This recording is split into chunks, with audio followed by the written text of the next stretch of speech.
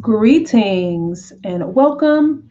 It is another weekly live tarot chat, and I will be here every Friday at 7:30 p.m. Central during the course of the tarot challenge that I'm currently hosting, which is the Reconnect with Your Inner Guidance 45-day tarot challenge. We have 1 week left. So next week on the 19th of March will be the final day of this challenge. So, for those of you that have been participating, keep going. And if you are just coming across my channel and you're interested in participating, click the link in the description to the playlist. All the videos for the challenge are located there, and you can start this challenge at any time. So I am really excited to get into this live chat tonight. We're going to talk about your overall experience with the challenge so far. I will talk about any tarot questions or challenges that you're having. If you're new to tarot, if you've been reading tarot for a while and you have any general questions around tarot, I will be doing that. And because we are in the energy of the final new moon for the winter season, I will be doing some new moon readings for those that are interested. So be sure to stay tuned for that. I am really excited because this is just a perfect alignment with the challenge. You know, we have spring next week. For those of you that have been here from the beginning, I started this challenge on the 3rd of February with the intention of leading us into spring.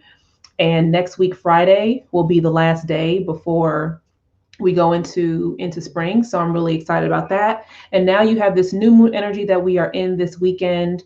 It's Friday right now. So Friday, Saturday, Sunday, we have a new moon that's happening. And it's all about setting new intentions and manifesting that which you desire. It's a perfect energy to align with spring. And for those of you, if you are on Clubhouse, follow me there. I just created my first room there just a couple of days ago, and I'm hosting my first event, which is Spring Alignment, Mind, Body, and Spirit. I'm hosting that tomorrow, which is Saturday, the 13th of March at 11 a.m. Central. So if you're interested in connecting with me there, you can find me at Ujo Wajet on Clubhouse. And my club name is Fit Body, Fit Spirit, which is also the name of my podcast and my Instagram. So be sure to tune in with me there. So, greetings. Let's dive into what has been happening this week. So, the theme for this week, we have been focusing on limiting beliefs. So, I would love to know what your experience has been. If for those of you that have been following along with the challenge, what has been coming up for you when it comes to the limiting beliefs that we've been exploring. Tomorrow's the last day for that theme. And just in general, what limiting beliefs have been coming up for you? I will give a little recap for the days that are already public on the channel. And I just have the notes here. So let me tell you, and I think I mentioned on for when I was introducing this theme at the beginning of the week that this will probably be one of the more challenging themes, one of the more challenging weeks, just like in the first week of the challenge. We had our few days of like the introductory week, which is like clarity and preparation. But then our first full theme in the beginning was emotional blockages, and that, you know, I started off like diving into the deep challenging stuff, and now we're in it again because we are nearing the end of this challenge. So limiting beliefs, and there's a lot to unpack there. So for day 33, we focused on the fear of not being good enough. So when it comes to limiting beliefs, all this week we are focusing on the fears, the fears that limit us, right? And we talked about the fear of not being good enough. And how does that show up in your life? So let me know if there was a particular prompt where the card that you pulled, if you had any questions about it, or if there's just anything in general that you want to share about your your aha moments or the things that you're experiencing resistance around. Let me know what those things are when it comes to the fear of not being good enough. Another one, the second day of this week, was the fear of responsibility. That's a big one. Oh my gosh. Oh, fear of responsibility. And then there is a fear of self-worth. Fear of self-worth. What card did you get for fear of self-worth? Or what even is coming up for you now? Whether you pulled cards for this challenge or maybe you're doing it right now, even if you're not actively participating in the challenge yet, think about the fears that come up for you when it comes to self-worth. The other thing is we talked about, okay, fear of disappointment. Fear of disappointment. And yeah, that was another one. We also have fear of loss. And then today we have the fear of the unknown. Fear of the unknown. And then tomorrow is a good one. I'm not going to share with you what tomorrow is. You'll have to tune in. And that video will go live tomorrow morning. So let me know. Let me tune into the comments here. Greetings. Hey, welcome. Greetings. You said too much. Too much. Hello. Say too much. Listen, I get it. Limiting beliefs is something where it's going to show up at some point. And I always look at challenges and resistance as an opportunity to explore, to understand more about yourself. I even brought my journal over here so I can see what card I pulled, so I can kind of unpack that with you all. And then if you have any cards or anything you want to share, let me see what I pulled for. Actually, no, I think I have it on my phone for which day.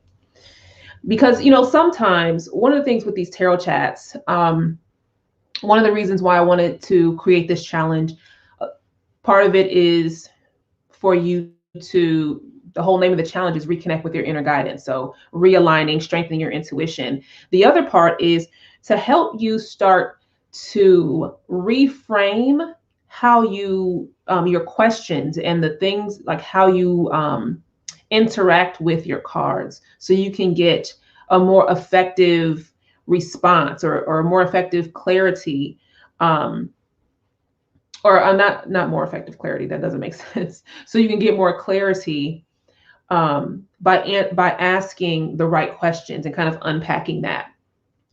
So if you notice throughout this challenge, how I'm phrasing the questions, because sometimes how you phrase the question can, if you really look at what you're really seeking, then you can get a better response. And I feel like that is where a lot of tarot readers, aspiring tarot readers, can get stuck. If you, and let me know, do you consider yourself to be a tarot reader? Let me know in the comments. Or how do you define a tarot reader? Do you feel like that's somebody that just enjoys tarot? Or do you feel like a tarot reader is like, oh, somebody that like does this professionally? And if you don't identify as a tarot reader, how do you identify yourself? Are you a tarot enthusiast? Do you just are someone that just, has a deck and you just use it every once in a while? I'm just curious about that. Let's see here. So today I had an aha moment when I was moping around and I told myself, if you're not willing to put in the work right now or don't feel promoted to do it, feeling bad about it doesn't make it go away or make you feel like you actually care about it. So instead, take this moment and just be happy with where you are until you feel that prompting to move. Because me moping around was just going to bring more of that energy that I don't want. Yes, I love that. Thank you for sharing that. It's such a key point here when it comes to, being not willing to do anything and then feeling bad about not doing it or feeling guilty about not doing it. It's just like, just own it. Just own it. I had to call myself out. I know that's right. Just own where you are. So part of that goes to the prompt from day 34, which was Monday's prompt of responsibility. Claim responsibility for where you are. Claim responsibility for, listen, like, okay, I don't want to do this shit. I don't feel like doing nothing. And this is just where I'm at, and just own it. And then be curious about it. Like, why is this showing up? I'm all about the lens of curiosity. Like, let's look at this lens. Bring out the magnifying glass. I want like a giant magnifying glass. That would be so hilarious. Like, look through the lens. Look through that lens and just own where you're at, and then start to question it. Be curious about it when you're ready to unpack it and be like, why is it showing up right now? What is happening? What does this mean? What is the, is this something that is this an ongoing pattern that you notice, right? So these are things to just be curious about, because when it comes to limiting beliefs, when it comes to resistance, when it comes to fear, when you start to look at it through the lens of curiosity, now you're not looking, now it's not about judgment. You're just exploring and seeking to understand without judgment. And you'll hear me say that a lot, because that is one of the pillars of what I teach and what I share. And I feel like that is really important. So thank you for sharing that, Desiree. I feel like, sometimes you just got to own it. Guilt is it takes so much energy. It takes so much, it drains you, feeling guilty. And a lot of times, and I feel like even within ourselves, if you break promises with yourself, if you because that's the thing, and I talked about this before, breaking promises with yourself, and nobody knows about these broken promises. It's just all in your head and in your mind, and then you start to lose trust in yourself. You start to lose faith in yourself, in your ability to keep your word to yourself, and then you start to feel guilty for those things, and it's just this ongoing cycle. And when you just own where you are, and then you start to just become curious about, this tends to show up when this happens, or this tends to show up when this opportunity arises, then this shows up, or just whatever's going on. Maybe you're just tired. Maybe you're just tired, and you don't want to do shit for nobody. Maybe that's it. Whatever it is, like, just own it and explore it when you feel ready to explore it. I consider myself as an aspiring tarot reader. Great. I used to give readings for other people, but then I slowed down a lot with it because I wanted to get more familiar with how I felt connected to spirit while doing the readings. Yes, I love that. And this is why in my tarot mentorship program, and even doing this challenge, why I wanted to do it in this way, because I don't see any tarot challenges that really focus on connecting with self in a deeper way. And like I mentioned in other videos, doing like a 7-day challenge or a 5-day challenge or whatever, that's nice, but that's not enough. That's not long enough for you to truly like experience a deeper connection and really strengthen your intuition and align yourself and feel more grounded in that. Because for me, tarot is a personal journey. And it's through that personal journey that it aligned me to where I'm at now. And sometimes, I feel like that should be the foundation for any tarot reader or aspiring tarot reader, tarot enthusiast, however you identify, or just someone that's curious about tarot, if it's something that you're wanting to learn for yourself. Even, you always want to start there, because tarot, you have to see how it influences you before you can do that for other people. And so I never thought that I would be a professional tarot reader ever. But that was just part of my path. And just because you are, no matter where you're at on your tarot journey, if you're very new, you're curious about it, you're just coming out of the fear part of it, and now you're like, okay, I want to be, I'm interested in this, wherever you're at, or maybe you're ready to start a whole business, right, with it. Wherever you're at, like, it starts with you, and you definitely want to have a deeper connection. And even for myself, like, I have, during the winter, I actually slowed down. I took readings off of my website. They're back up now, though. And as I mentioned in the beginning of this video, I'm going to do some readings, some new moon readings for those, if anyone is interested. I'm going to do some live readings here, because there's seasons where I just need to pull back and focus on my own journey, and keep developing a deeper connection. So I have been reading tarot for years, and I still do that. So I think it's very important. There's nothing wrong with reading for others. And if you feel called to that path to do that, absolutely, whether it's professionally or just for fun. And it should start out, for fun. Like, I feel like the business of tarot reading, that's a whole nother conversation. No matter, just being able to connect and help yourself, whether it's with friends and family. That's how I started off when I was learning. And I always encourage that, to practice with other people, because that helps you understand yourself more as well, and how you interpret, and how you connect with your deck when it's just you and your deck, versus how you can articulate the message to other people. And it's a great way to develop your intuition and your spiritual and psychic abilities as well.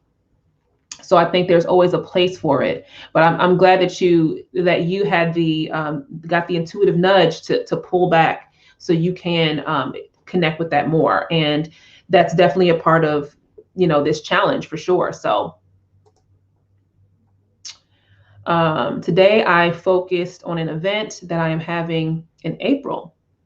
I've been working on it all day, prioritizing this project instead of pushing it to the side, getting the work done. Yes. Clapping for you. I'm glad. It can be very hard to do all the stuff for the project. I've been that person. Listen, I was just yesterday, I was working on updating my website and changing some things on there, moving some things around, because yeah. I'm like, I just got to get this done, because I have all this stuff that's coming out in the spring, workshops and things that I've been working on. So sometimes, and think about, how did you feel after you got the work done? How did you feel afterwards? Because that's the part. It's just like, man, whew, I worked through it. It was challenging, but I got it done. And usually it's a sense of relief or accomplishment. Like, let me know how you felt afterwards. I agree. I still want to find a deeper connection with my intuition and higher self for myself before promoting myself as a tarot reader. I have to pick and choose who I want to do a reading for. Yes. And you should be very selective in the beginning. And I feel that not enough people you have people that jump into tarot specifically for, to do it for others, or on the business side of things. And I feel like that's not the best approach. And you'll know the difference. You'll be able to know the difference between, it's all about authenticity and vibration. But you will be more confident in your craft when you have that personal connection. And there's layers and layers and layers. So even though I'm at a point now, and I mentioned for years, people wanted me to teach tarot and like show them how to do it. And I didn't do it. It wasn't until last year that I finally started this mentorship program, because I felt prepared. I felt like my connection with tarot and with oracle cards and understanding that process personally was at the point now where I felt more prepared to share, and to mentor and to teach and help other people unlock that within themselves. So that's really important. Thanks for sharing that. I'm still working on it, but I'm feeling pretty good about it. That is great. That is great. Hey, Samari, how are you? How are you doing? It's been a while. I hope that you are well. We are here for another weekly tarot chat. We're talking about our experiences for those that have been participating in the challenge. And if you are interested in participating, the link to the playlist is on my YouTube channel and it's in the description. Whether you're streaming here on YouTube or on Facebook, you will see it there. The whole playlist is on my YouTube channel. I will be doing live new moon readings today for those that are interested, in celebration of the last new moon of the season. And also in celebration of the fact that there's 1 week left of this tarot challenge. 45 days is a lot of days. It is a lot of days, and I hope that you all have been getting value from the tarot prompts and also from these live chats. So let me know if you have any questions, if it's for a specific card that you want to talk about, or if there's a prompt that you were confused about or that you wanted to share experiences on, let me know. And I'm going to pull a card with these weekly tarot chats. I always do like a collective message. And I want to do a collective message for in honor of the new moon energy and what that will bring. And then I'll go into individual readings. So if you're interested in receiving a reading, just post your question or topic in the comments, and then I will go from there. And if you want to join me on video, let me know, and then I can send the link if you prefer to be on video for the reading. That is an option as well. Let me look here.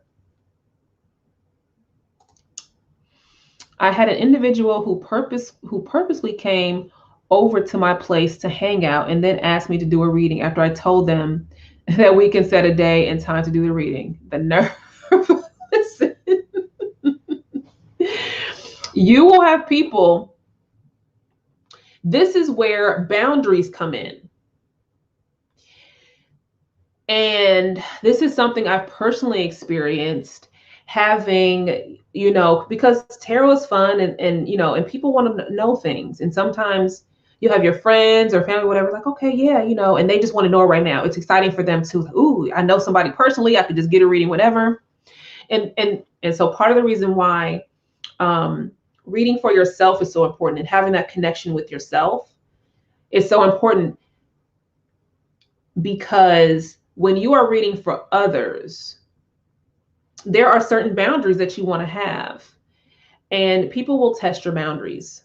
Whether you are reading tarot cards, if you're a aspiring tarot reader, tarot enthusiast, whether you are just, you consider tarot a hobby, or a personal practice, wherever you're at, like people will test your boundaries, and it's up to you. It's your responsibility, which we talked about in day 34. It's your responsibility to say, it's, hey, it's great that you wanted to, get a reading right now, but it's best for me if we have this on a scheduled day so I can properly prepare. So that's something where if this continues, just be sure you start to practice setting those boundaries, because it's really about you and it's about your energy. And I've been in situations where, just my energy was just getting drained because I was not, because I had to learn the lesson of boundaries and being able to realize what my limits were, so that's just something to think about. Because, I have, there's definitely been times where I do many little events here locally, or for friends and family, and I'll do a reading, do a reading for everybody in the room. Say I'm going in there with the intention of, hey, I have my decks and we're going to do this. But yeah, people will try to bombard you, and you have to create that boundary of saying like, nope, no, thank you, or no, we need to schedule this on a day where I am available. It's interesting, as as I was shuffling the cards and talking about this. This is the card that comes up, Five of Pentacles, because this is where it will leave you energetically. What are some key words that come up for you? This is for everybody. What are some key words that come up for you with the Five of Pentacles? Think about when it comes to boundaries, if you are not respecting your boundaries or honoring or even realizing that a boundary needs to be placed, if you keep, if that boundary is going to keep getting tested, and if you just keep allowing that boundary to be overstepped and not establishing a boundary, this is where it's going to leave you energetically. Out in the cold with Tink Tink. Okay, with Timmy. Struggling. In that state of lack. I personally experienced this, and it's not a good feeling. It is not a good feeling. So something to consider. So, all right. Here we go. I'm going to pull a card for the new moon collective message. I'm hearing pull an oracle card first. Okay, I'm going to let y'all pick. So, because I've been doing oracle cards and then pairing it with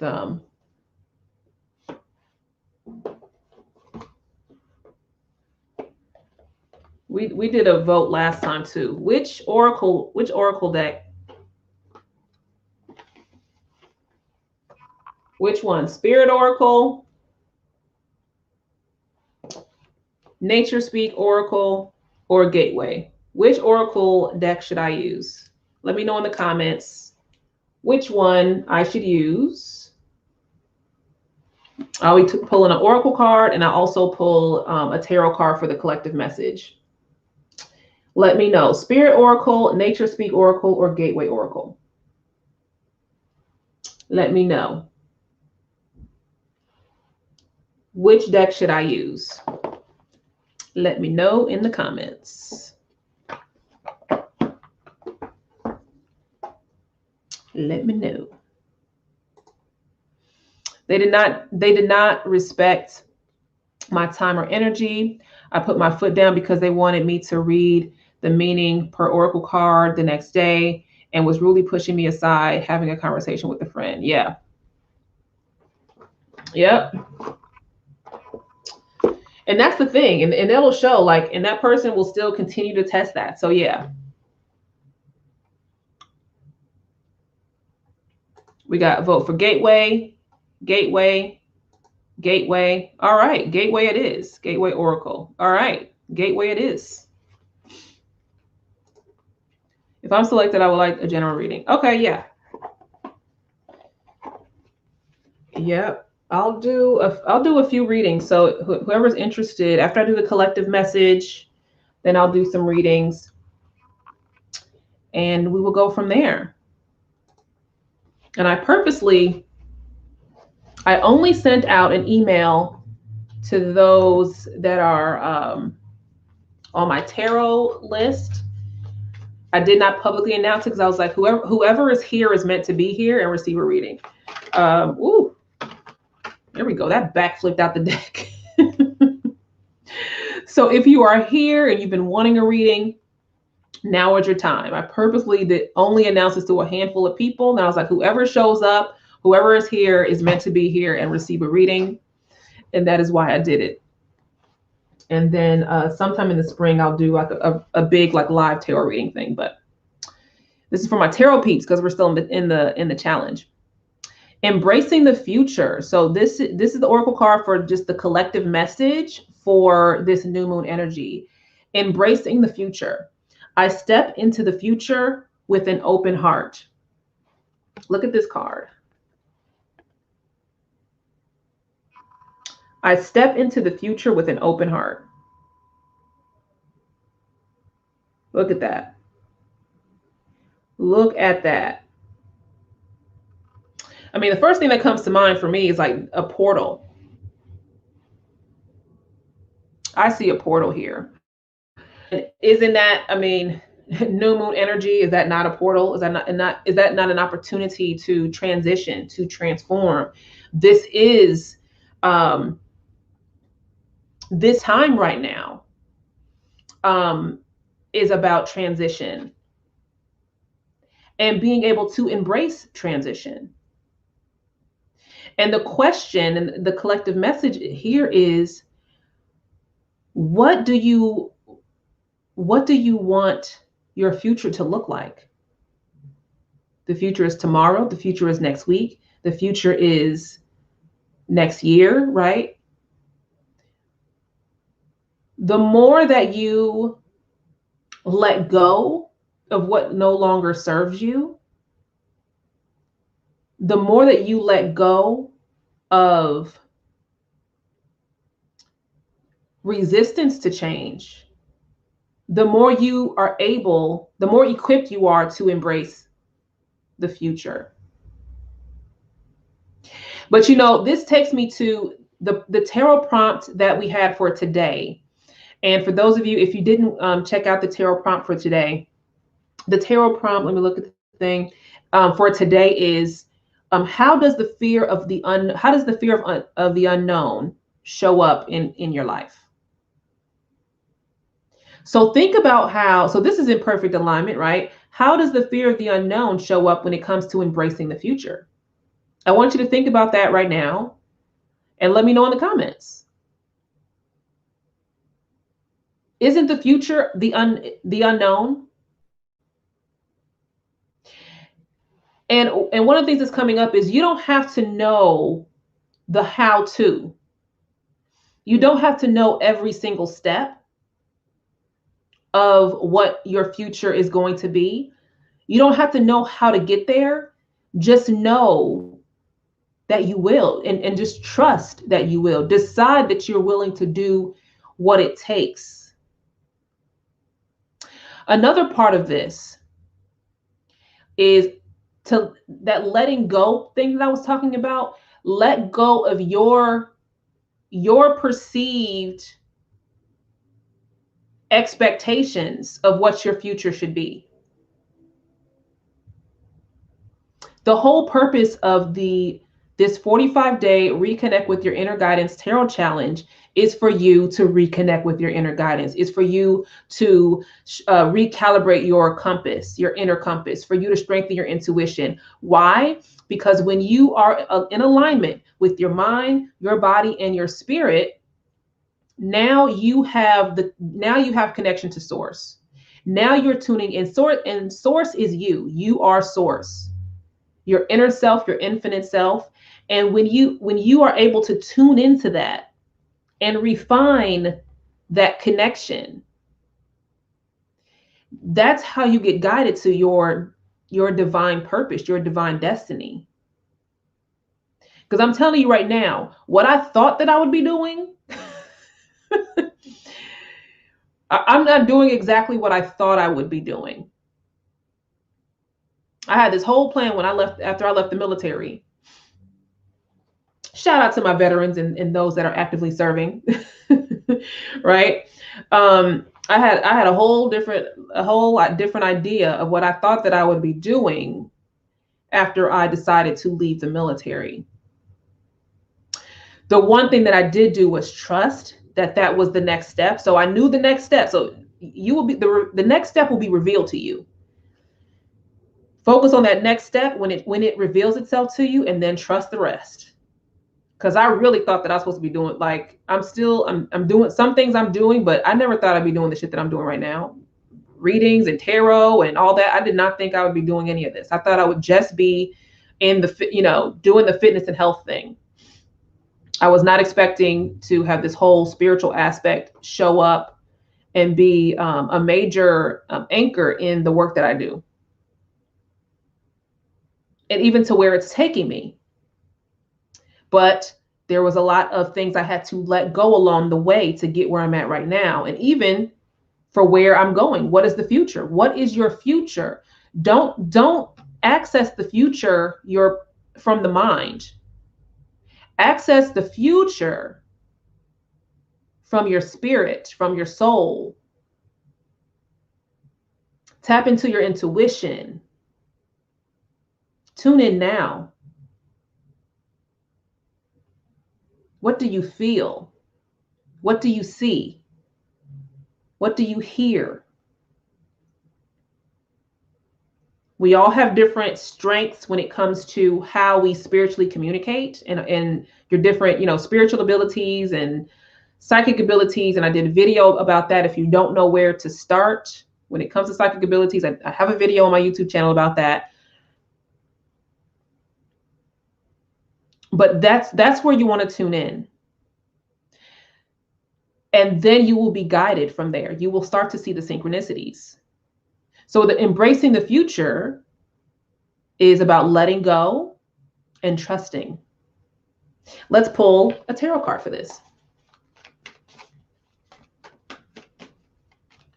Ooh, and I'm getting hot. See, y'all know I'm about that fire element be coming through. That fire element be coming through. Woo, woo. Come on now. Ooh, hold on. We got a stack that just flew out. We got a whole stack that just listen, we got a whole stack right here. We about to get ready for filth, y'all. Get ready.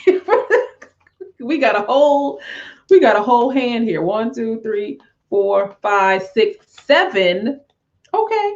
We got 7 cards.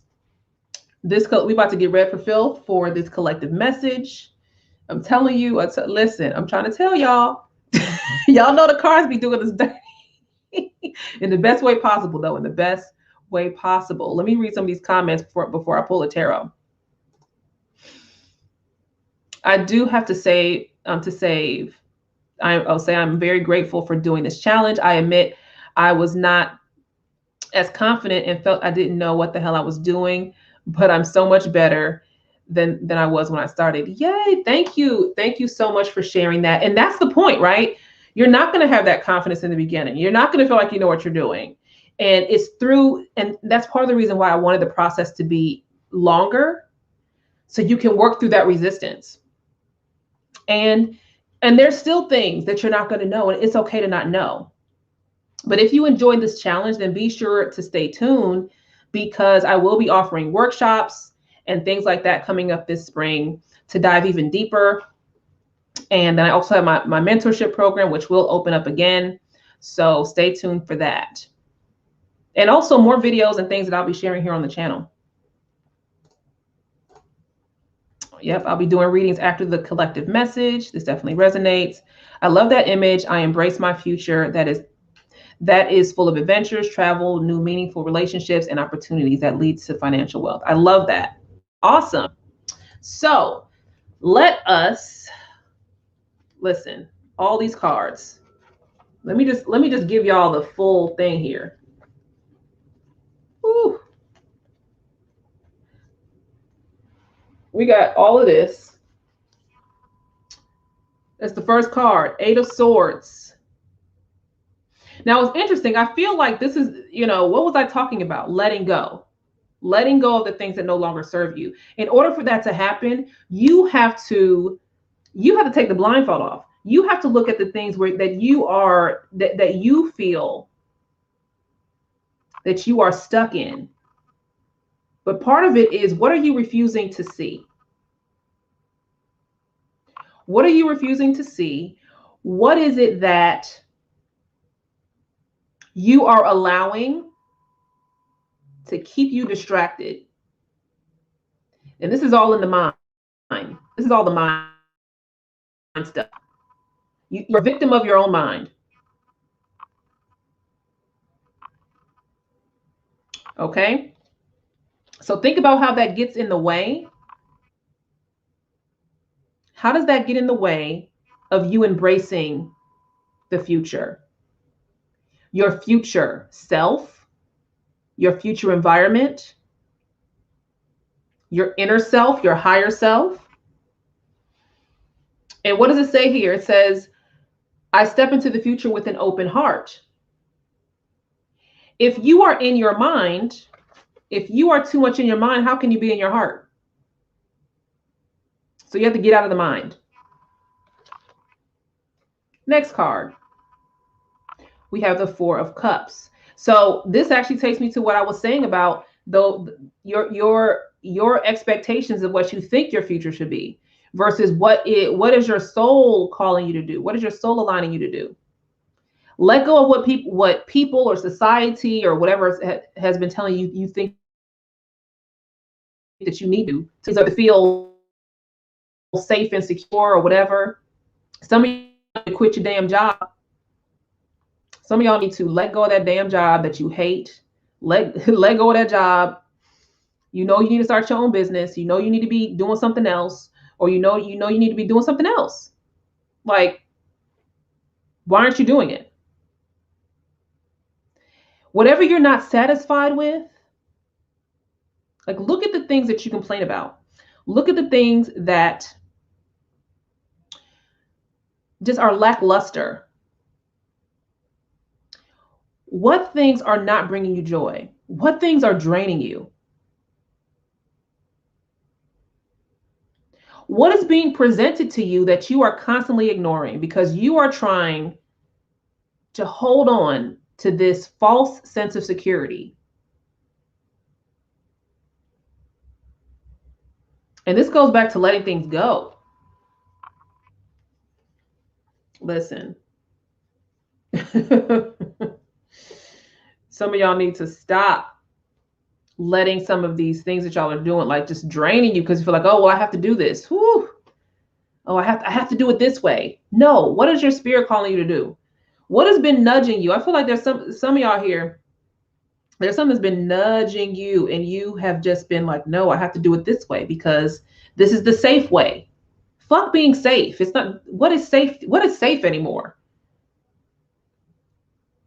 The safest thing that you can do is trust your intuition. The safest thing that you can do is align your mind, body, and spirit with your divine infinite self. The divine thought that I had this morning in my meditation was, I surrender to my own divinity. I surrender to my own divinity. I surrender to my own divinity. Think about that. Whoo, come on. 10 of Wands. And I was just saying with this card, right? Some of y'all need to let go of some stuff. What things are you doing that is just too hard, or that some of y'all are working too hard unnecessarily? Some of you are working too hard. Some of y'all are holding on to responsibilities that no longer, that should be yours.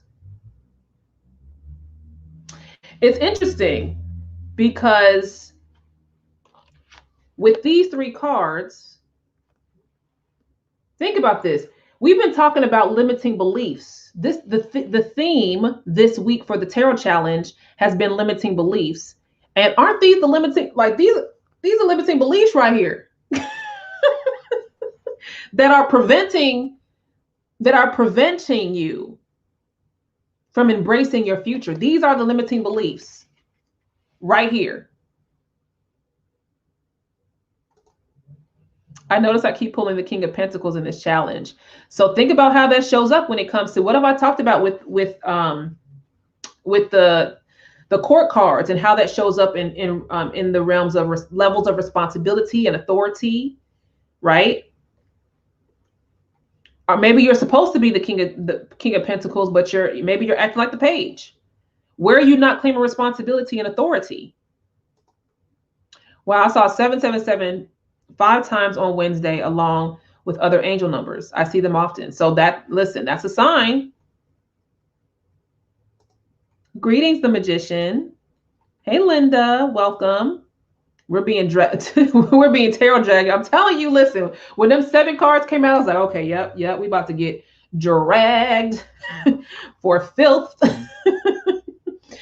For those of you that are tuning in, I'm doing a collective message for the new moon, and then I'll be going into some tarot readings, some individual readings for you all, for those that are interested in receiving a reading.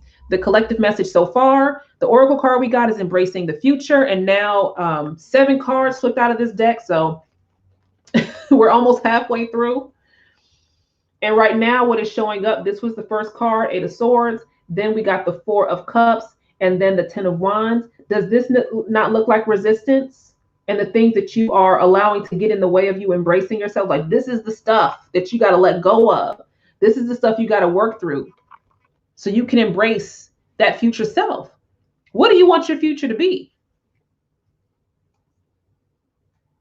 Think about it. Next card. Didn't this card come up earlier? This card came up earlier when I was talking about boundaries and if you don't establish boundaries, that this is where it will leave you energetically. Energetically, you will be left in a state of lack. Because when you don't claim and own responsibility, claim your authority, and create those boundaries for yourself, because other people are just going to take advantage of you. Listen, people treat you the way you allow them to treat you, right? And if you don't say no, if you don't know when to say no, you are going to just keep draining yourself, and you are not going, it's just going to take you a lot longer to get here. It's going to take you a lot longer to get here. Energetically, it's going to take you longer. This is about your energy. This is about your time. You're either giving too much of your time, too much of your energy, and too much of your money, or you're not making, or you're not receiving. So sometimes it can also show up with this kind of state of lack. Is not always just about what you're giving to others, but what you're not able to receive because you're in that lack state. And even Spirit is saying, even with worthiness, which we talked about on day 35. How does the fear of self-worth show up in your life? And if you don't feel worthy of receiving, then sometimes you overgive. You give your time away, you give your money away, you give your attention away, you give your energy away, because you feel like you that's the only way you can find value within yourself, by giving everything to everybody else, but you can't receive. And you can't move into your future self doing that shit. You can't. You cannot. Woo, come on, limiting belief. Oh, listen. What is it? Come on, resistance. Come on, limiting beliefs. Let me know what is showing up for you as you view this card. And for this collective message, what is coming up for you when you view this card? What is the resistance that comes up for you? Let me know. Let me know. Oh my God, I'm not kidding. The King of Pentacles came out 3 times. I'm just shuffling my Seers deck now. I'm telling you, listen. It's telling you something. It is telling you something. I'm telling you, the tarot, listen, they'll do it to you. So, 3 of Swords. You can't allow, this is more resistance. These are the things this is all getting in the way of you embracing your future. This is all the limiting beliefs. You see how this is all aligning? Come on, ancestors. This is all aligning. 7 days. Tomorrow's the 7th day of the limiting beliefs theme, and we got 7 cards. This is all getting in the way of you embracing. Come on now. We have this new moon coming up. The new moon energy. We're in new moon energy now. Y'all should be manifesting and doing your spells and magic and rituals. Y'all need to be doing that this weekend, tonight, tomorrow, right? What is it? And this is perfect. Thank you, Samari, for sharing this, right? Past heartbreaks and disappointments. Fear of what you will feel. The fear of what you don't want to feel certain things. And you feel like, oh, well, if I do this thing, oh, well, where will this leave me? If I let go of some of these things to embrace something else, like, what if I fail?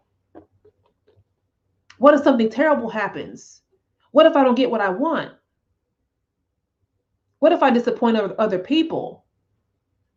And day 36 was fear of disappointment. Do y'all see how this is coming up? Like, I cannot make this up. Do y'all see how this is aligning with every day of the tarot prompts? Like, this is blowing my mind. Like, this is divine alignment. I'm telling you, you just can't make this up. This is how you know. Like, and for those of you, if you haven't watched the prompts from day 33, watch the prompts from day 33 to day 39. Today is day 38. And you're going to see how these, this is blowing my mind. I did not handpick these cards. These flipped out of the deck in a stack. Like, but think about that. Fear of disappointing somebody else, fear of disappointing yourself. And just even with relationships, some of y'all need to let go of some of these relationships that are no longer serving you. Embrace your future alone. Stop worrying about these. What relationships are you in that are holding you back from your future?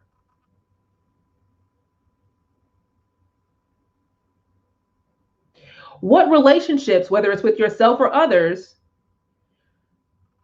Oh, another one is coming up. Forgiveness. What are you not forgiving? What are you not forgiving within yourself? What are you not forgiving when it comes to other people? Because forgiveness is about you.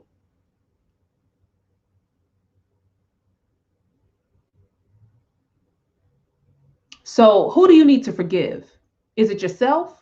Is it somebody else? So you can move on with an open heart. If you don't have forgiveness, if you are holding on to anger, to regret, whatever, like if you're holding on to that, it's going to be much harder to move forward with an open heart if you're held back by these things. Something to think about.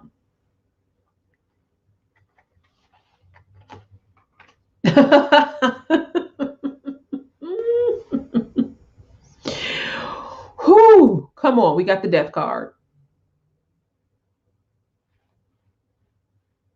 We got the death card. So, okay, we got 7 cards. Let's look at this.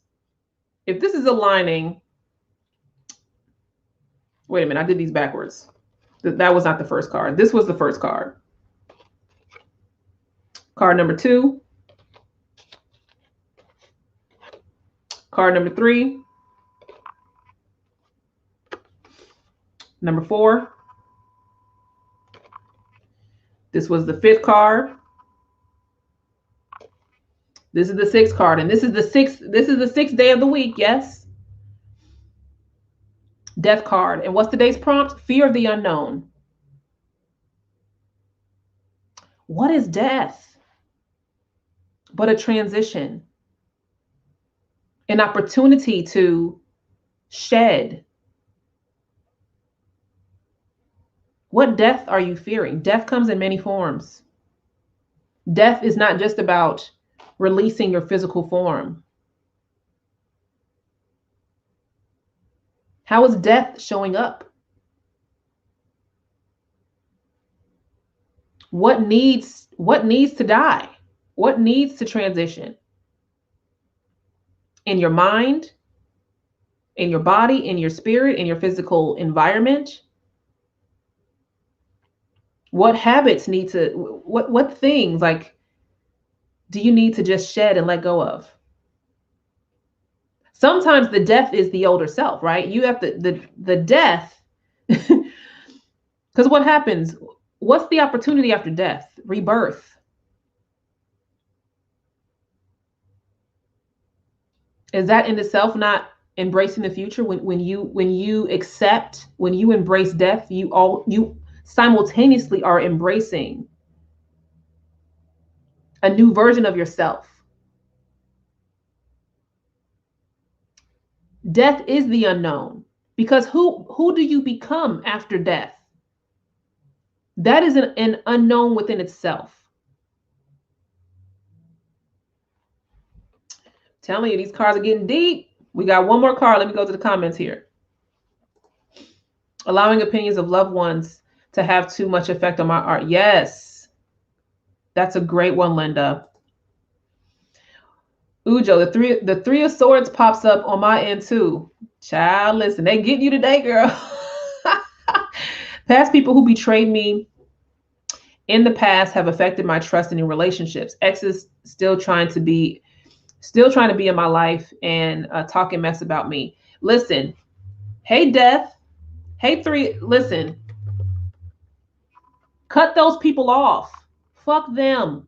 Let them go. Bye.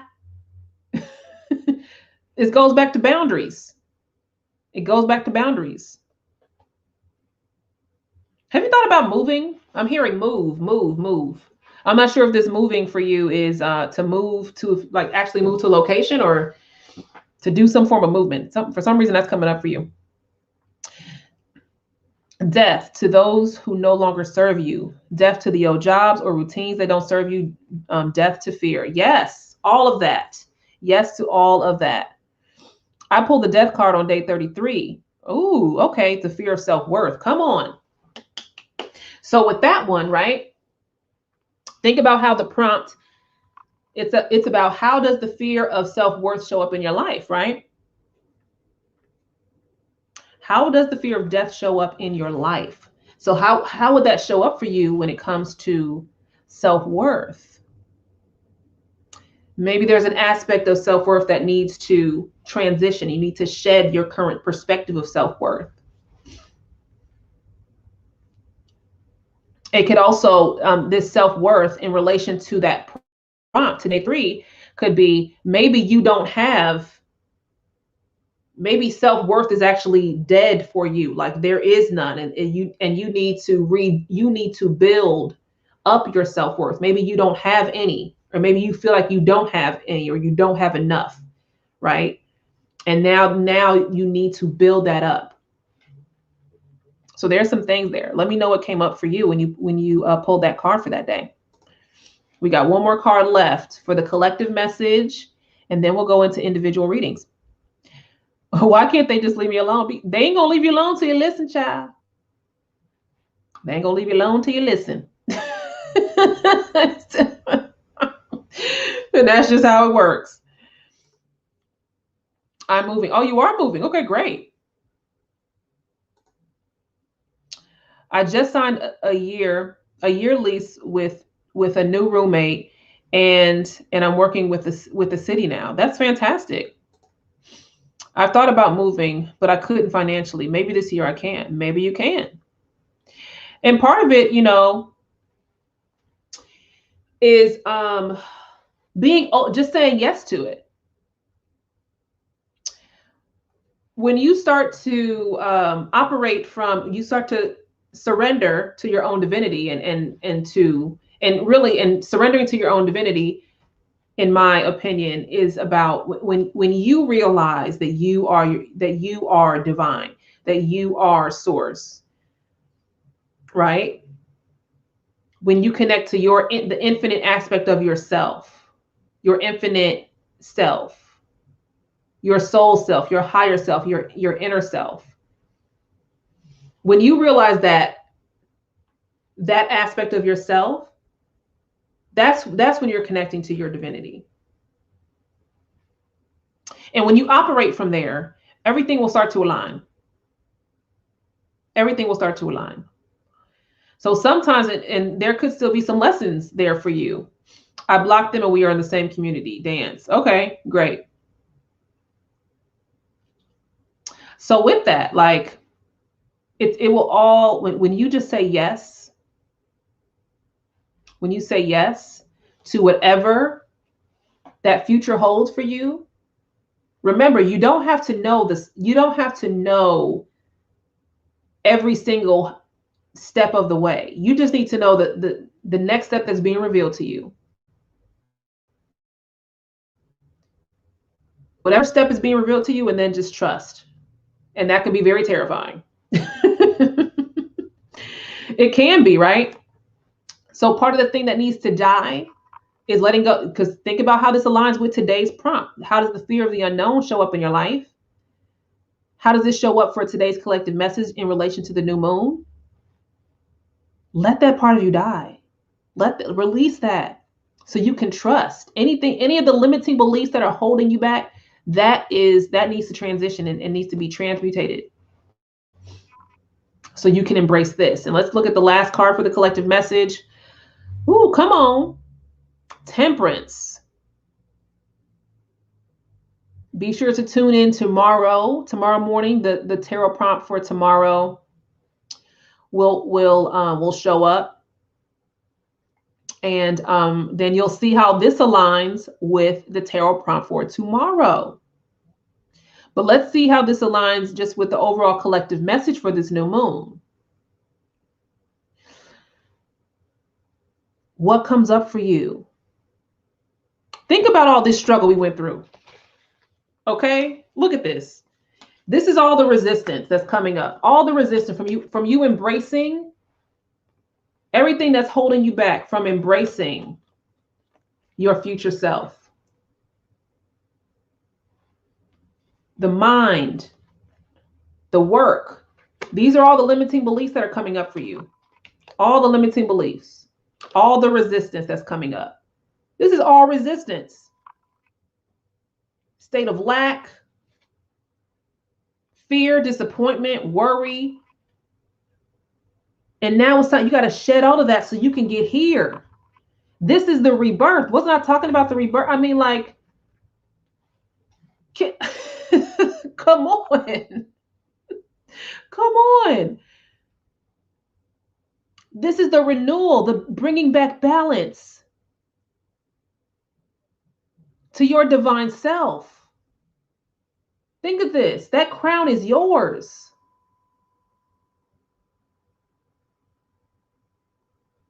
The crown is yours. That is your divinity there. That is your divine self. These are your guides, your spirits, your ancestors. The infinite aspect of you. That's what you gain. Because when you align with that, death is synonymous with birth and bringing back balance. Because when something dies, now there's an opportunity for something to be born, for something to be or a renewal. And the cups in here are really sticking out the most, right? It's like you're letting go, and this is the transition here.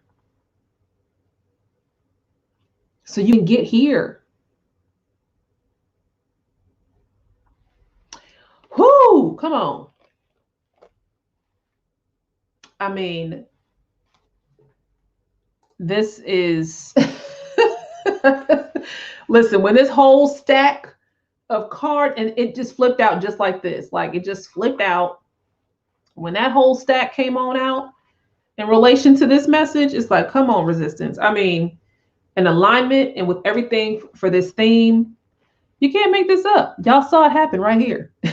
Y'all saw it happen in real time. Greetings, Faye. How are you? Welcome. Trusting. Yes to trusting. Things have drastically changed in 3 months in my life, and I feel uncomfortable with change, but am aware that I have to in order to grow and move on with my life. Absolutely. Man. And change is uncomfortable. Change is very uncomfortable.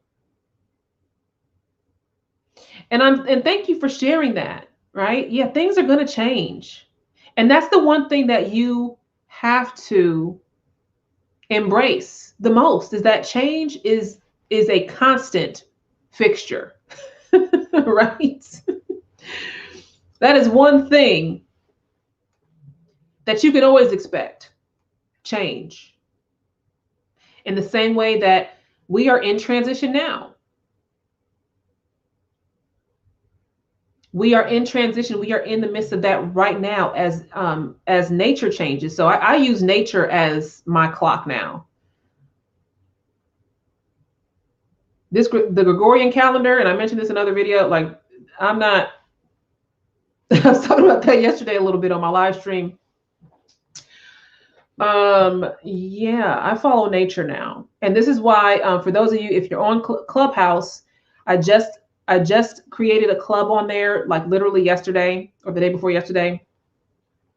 And I'm doing my first event tomorrow, Saturday, 13 March at 11 a.m. Central. And I am talking about spring realignment for the mind, body, and spirit. So be sure to tune in there. The name of my club is Fit Body, Fit Spirit. Join the Fit Body, Fit Spirit Club. And you can find me on Clubhouse at Ujawajet. And I will be talking about that. And you'll be hearing me talk about that more on just all of my platforms about this alignment. And this is why this is coming up. This is an opportunity to utilize this energy of the new moon. This is the last new moon of the season, of the winter season. Just as we are in a week from now, we are transitioning into spring. So there's a lot of opportunity to transition and bring it and manifest new things and manifest and connect and really open up to even getting the vision. What is the vision for your future? What are you mapping out? Allow your heart allow your heart to open up so you can even be open to receiving what the future could be for you. Kiara, you're right about that. It has to change in order to grow. Keep going. I know that's right. What is so funny is I was wearing my snake necklace that day, and that was just another representation of needing this to shed. Yes. And speaking of snakes, for those of you, I have a snake. I have a ball python, a yellow belly ball python. She's adorable. And she's on my Instagram, on my Ujawaja Instagram. I think I have like one picture of her. But she is shedding right now. She is in shed right now. Speaking of shed. And she like just sheds. I'm just like, what is going on? I feel like she just shed a few months ago and she's shedding again. So talk about alignment. And whenever she sheds, I'm shedding. So that's a whole other conversation when it comes to being in alignment with being in alignment with your totems. Whew, it's the whole thing. But yeah, it's another representation of shedding and transition and transformation. I'm doing good, Faye. I am doing good. How are y'all feeling about that collective message? Let me know. Now I'm going to go into some individual readings. And let me know, just post in the comments again, because we have, yeah, let me know, start posting if you are interested in receiving a reading. I can't remember who said they wanted a general reading. Let me see who was, let me try to scroll up. Sometimes it won't let me scroll all the way back up. Let me see. If you are interested in, okay, she bowed it. That's Jennifer. And then MC. MC, are you still in here? Let me know if you're in here, MC. Okay. General reading for Kiara. General. Okay, let's do general.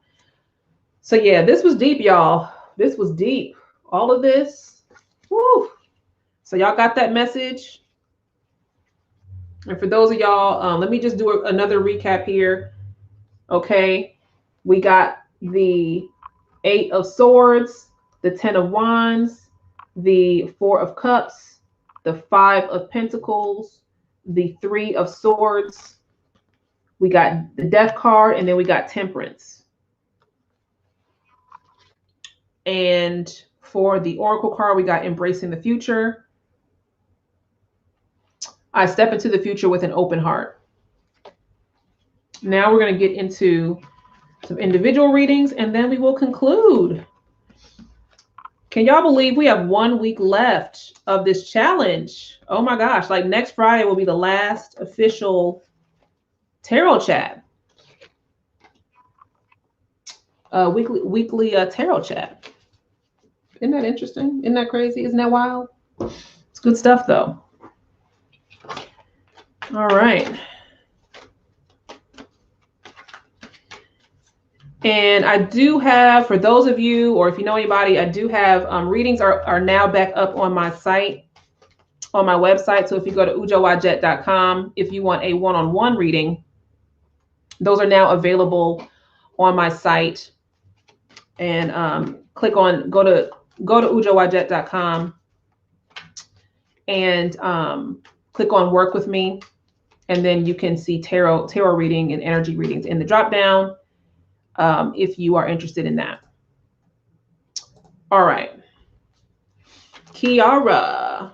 Ooh, I'm being told Oracle card for you. Spirit Oracle for you.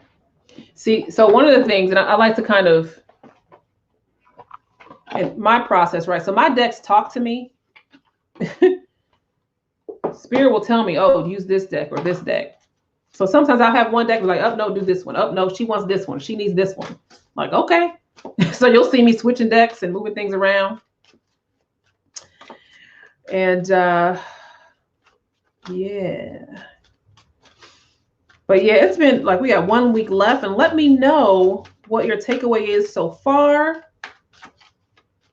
And what are your next steps? What are you interested in learning next? I have some workshops coming up. I will be announcing those. All right, Kiara. So, oh, Kiara, for you, I'm tuning into your solar plexus.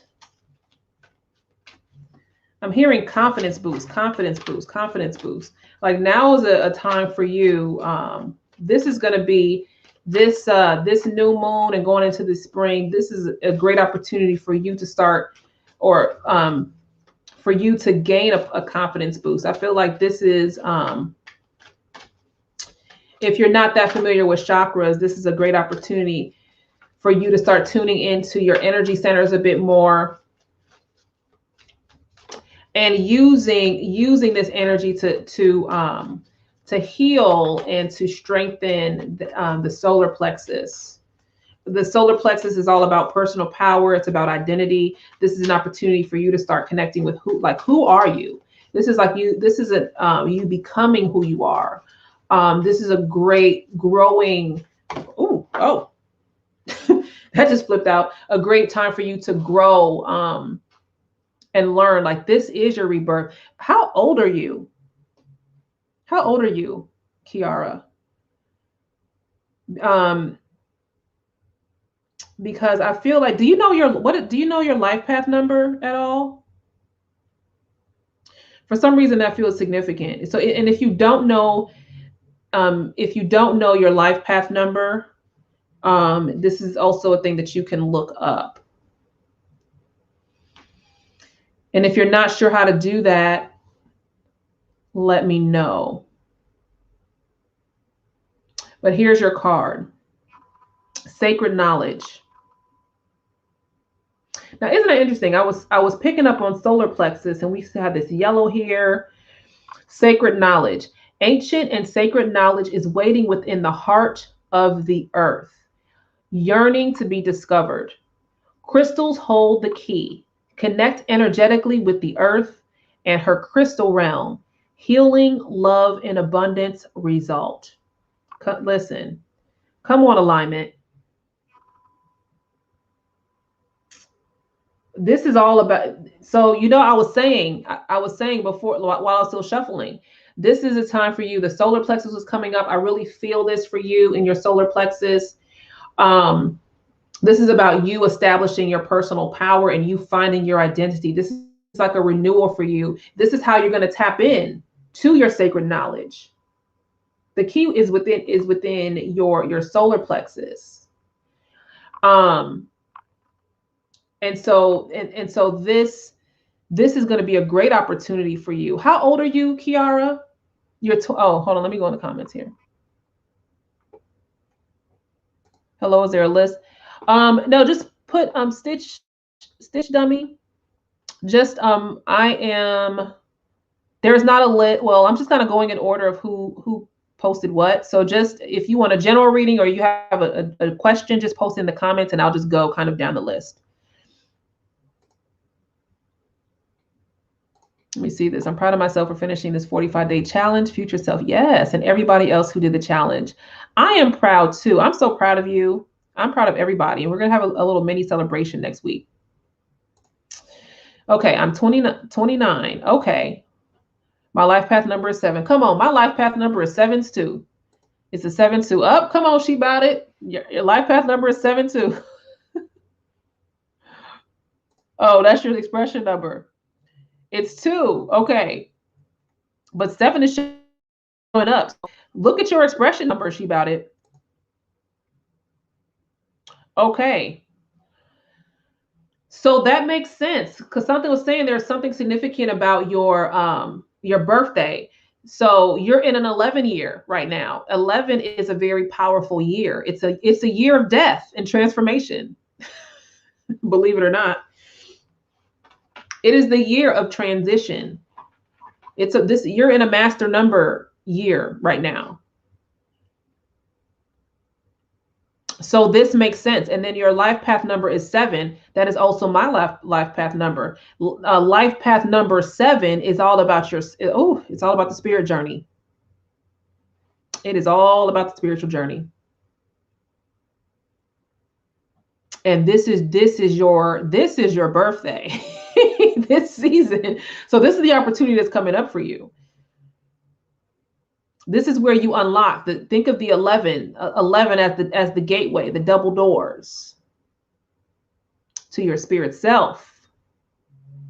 So a lot will happen for you here. It's a great opportunity for you to connect here spiritually. You will feel more powerful. As long as you claim it, you have to own it.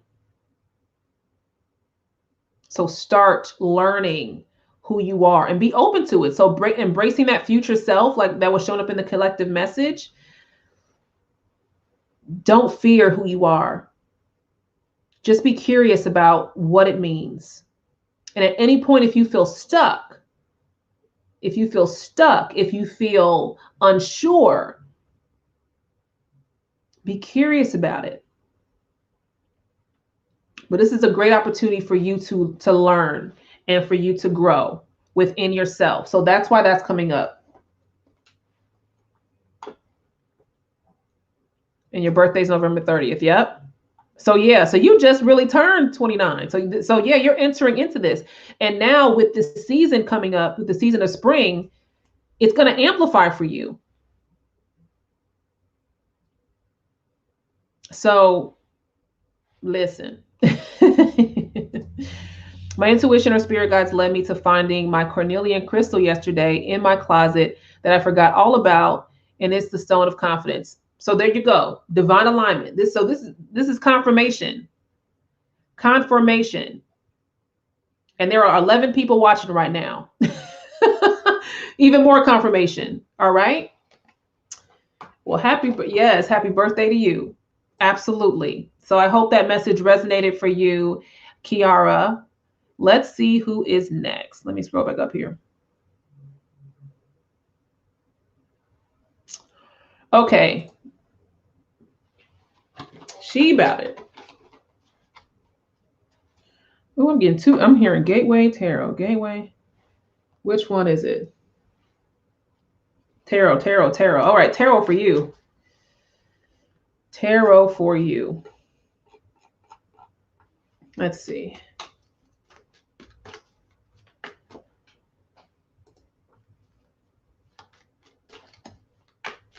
A lot has been happening to me that things that a normal person wouldn't be able to explain. I'm just starting to be aware. Yep, that's going to happen. And that's where people get scared of that part. They get, yeah. When the synchronicities, when you start to see the world through the lens of spirit of your divine self, oh yeah, it's going to start showing up. It's going to start showing up. Trust it, own it. And this is the opportunity. This is why being around like-minded people, being on these tarot chats, being in communities and of people that are able to, that you can have these discussions with, that you can unpack this with, that you can share your experiences with. Because some of the stuff you won't believe, just like y'all saw here, just doing the collective message. What are the odds? Okay, we get 7 cards that are showing the limiting beliefs, which is the theme for this, the theme for this week, that also highlight the message for the collective. I mean, come on. You can't make this stuff up. You can't make it up. Yes, Toika, I am doing readings. You can just post if you want general, or if you have a specific question, post it in the comments. And I'm just kind of going down the line here. And then, yeah, I will do my best to get to everyone that's here. So just post if you want general, or if you have a specific question, post that in the comments. All right, Jennifer. Oh, you got a stack, Jennifer. They are not letting up on you. Jennifer.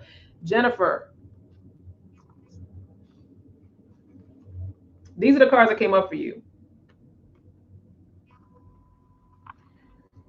I want you to see this all together, and then we will unpack this. I will unpack this for you. These are your cards. Okay.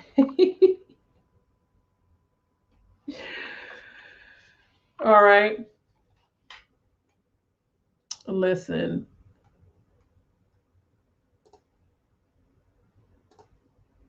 Hold on. Give me just a moment. Somebody's out here trying to hijack.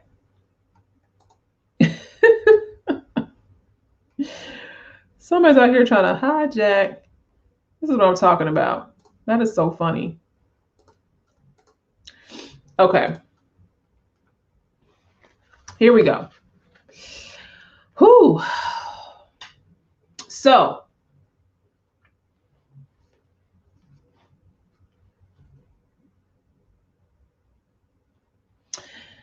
let's look at it from this way. So we'll flip out this way.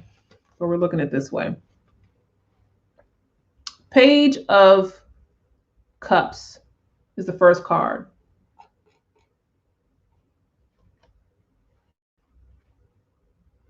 Then we have Two of Cups, Tower card, Page of Wands. So what's coming up for you, Jennifer, is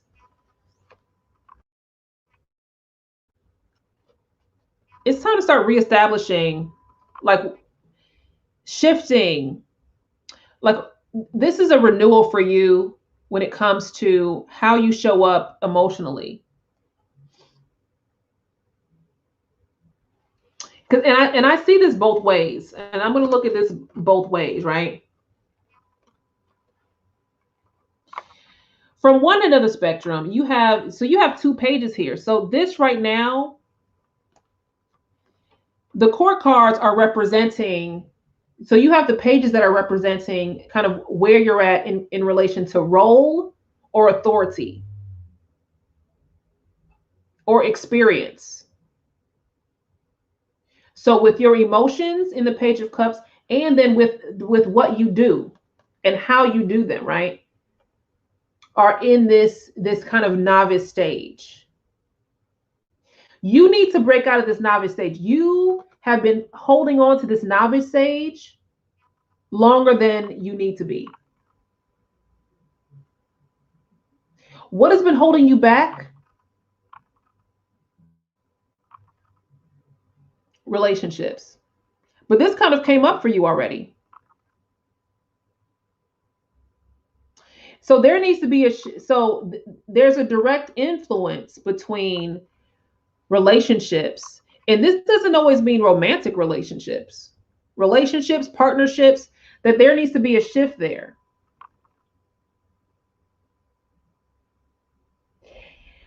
in even getting clarity, because what's coming up is, what do you value in relationships? What is it that you're seeking?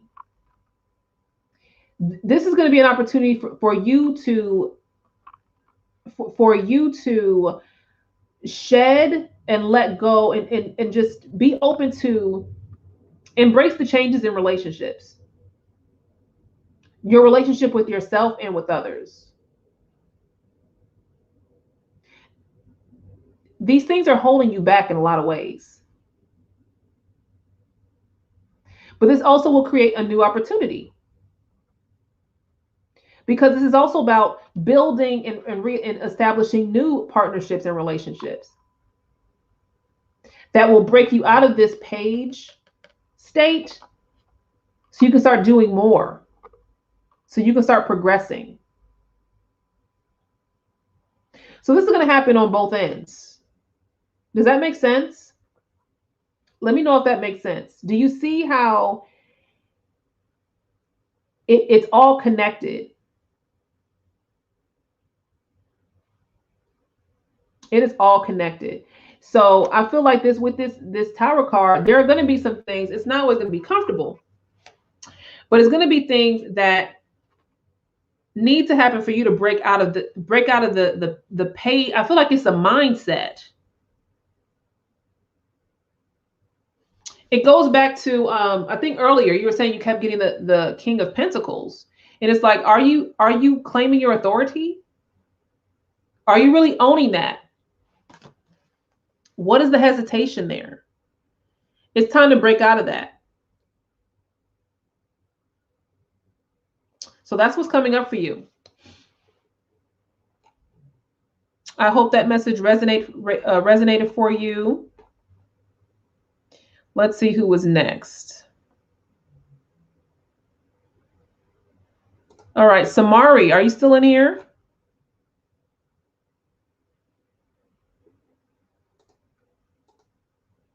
Let me know if you're still in here, Samari.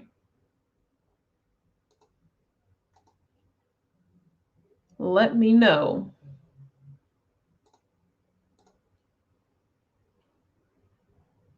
Okay, good, you are. Great, and you wanted a general. Okay, perfect.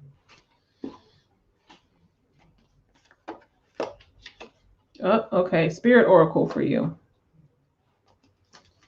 And you just wanted general. Thank you, Esra. Okay, awesome. All right, Samari is next, and then who's after Samari? Let me look. Samari, then MC. MC, you're after Samari, so please let me know if you are still in here. And then it will be Faye after that. Samari. Oh, I'm picking up a lot in your heart space. Ooh,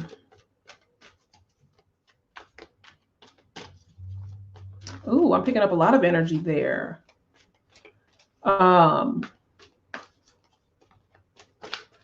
lot of activity, a lot of creative energy. This is going to be a great opportunity for you to, this is going to be a great season for you to create and even start to expanding more.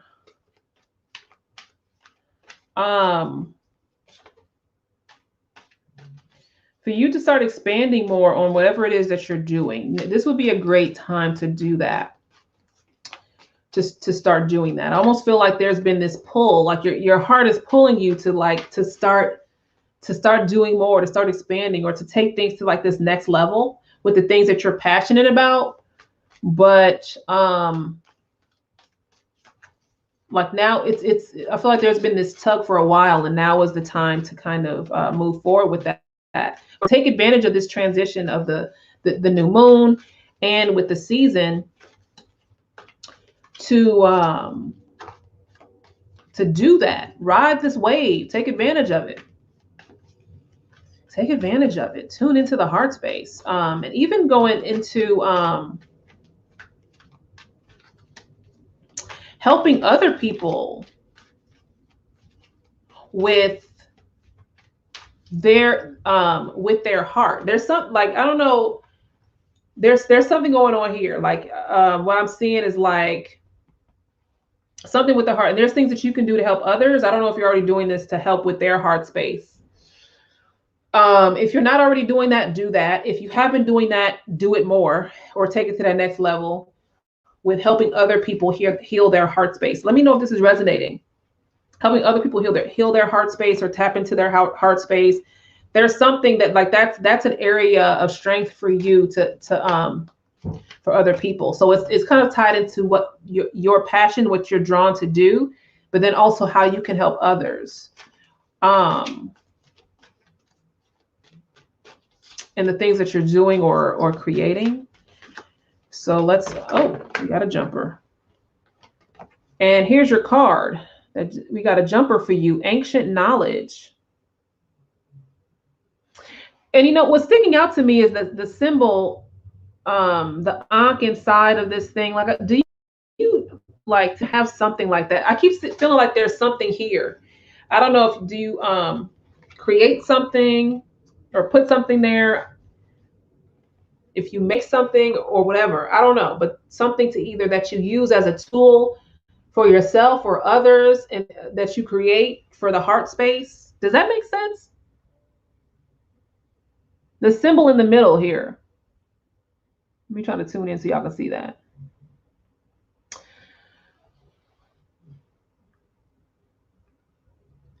It says, there is a,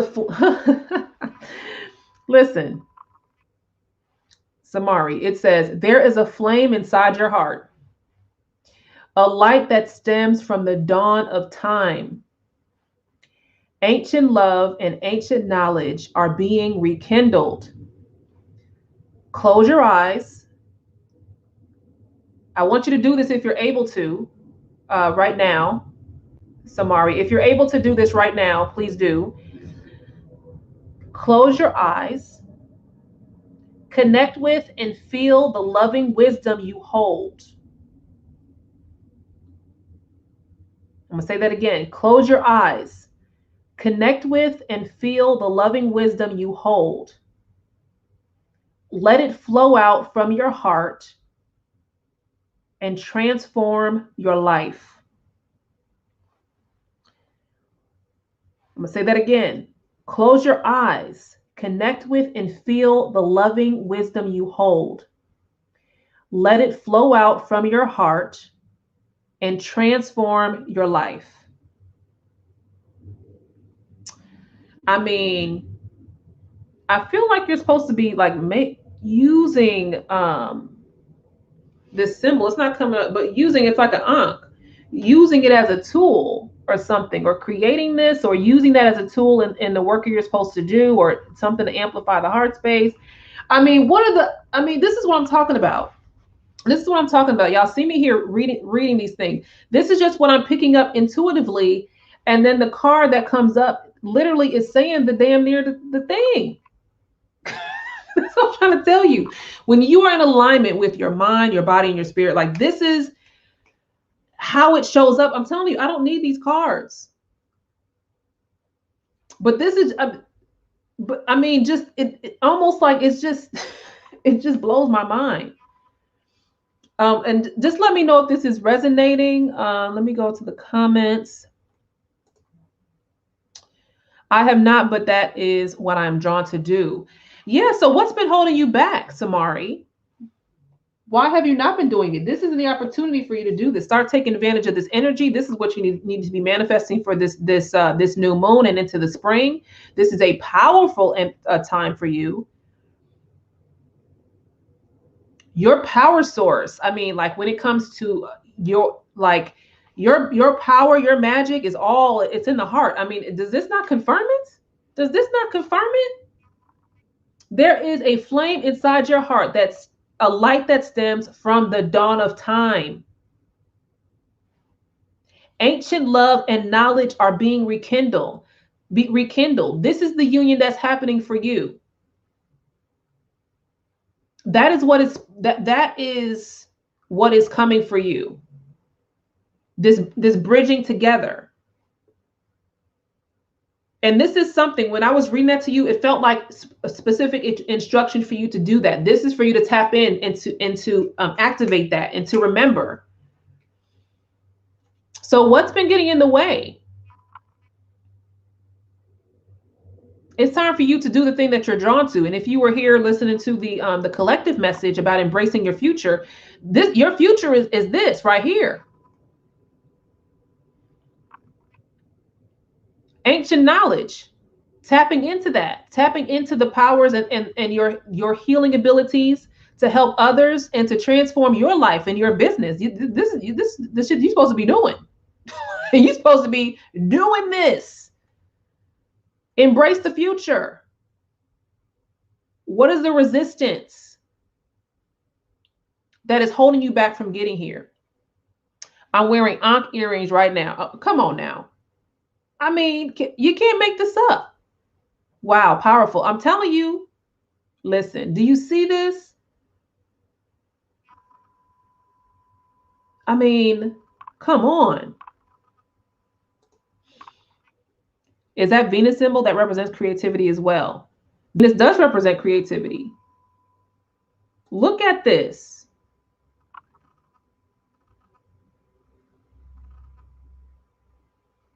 And even what is vibrating around here, this feels like you should be using with sound as well. Sound, frequency, it's all in alignment. Samari, it's time to stop bullshitting. It is time. Oh, you could listen. Your ancestor. Who was this? Who was this? This is a grandma, great grandmother, great auntie. Who was that? Ooh, do you? When's the last time you talked to your ancestors? She was like, "You need to stop bullshitting." She said, "You need to stop bullshitting." She's saying it. She is saying it. She said, "You need to stop bullshitting." You need to stop. Your ancestors, listen.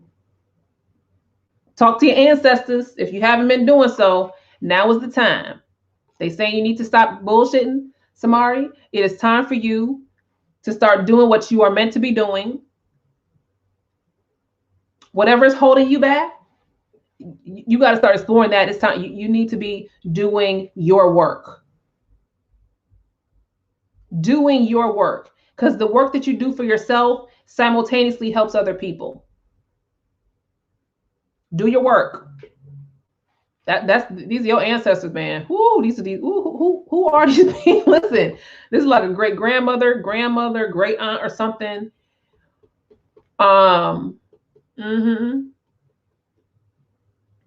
This is on the seeing if they're going to tell me, show me. Do you work with your ancestors, Samari? They're coming up here. Usually, if I'm seeing women. There's like 2 or 3 women here in white, head wraps. So this is something again that this feels this is passed down. This is something that it's in your lineage. It's literally in your blood. This is your like, again, and what do the cards say? Like, from the dawn of time, like, this is part of your work. Let me know. Are you working with your ancestors? Because they are coming. They are coming in, because it feels like either like a grandmother, a great grandmother, or a great aunt or something. Because I'm picking up on 2 or 3 women here. They're in white. So this could be why I'm feeling like it's a grandmother, great grandmother, because it could be all of them. I'm feeling like 2 or 3 women here. I'm seeing 2, but I feel like there's a third one. They're coming up. They're like that, and because that was me when they said stop bullshitting. I was like, that's not me. Who was that? I was like, who is that? Who is that? These are your people coming in and be like, hey, do your work. Do your work. Tap in. They like, come on. Like, you ain't got these gifts for nothing. You got work to do. So So connect with your with grandmother or great grandmother, aunt, great aunt, because this is passed down, and I feel like some of them did not fully use their gifts and their abilities to the fullest potential, and you are the one that is supposed to do that. You are the one. You are the chosen one to do that. Yeah.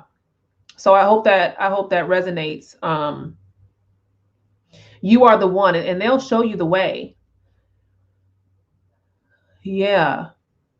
It's time for healers to rise up, you know.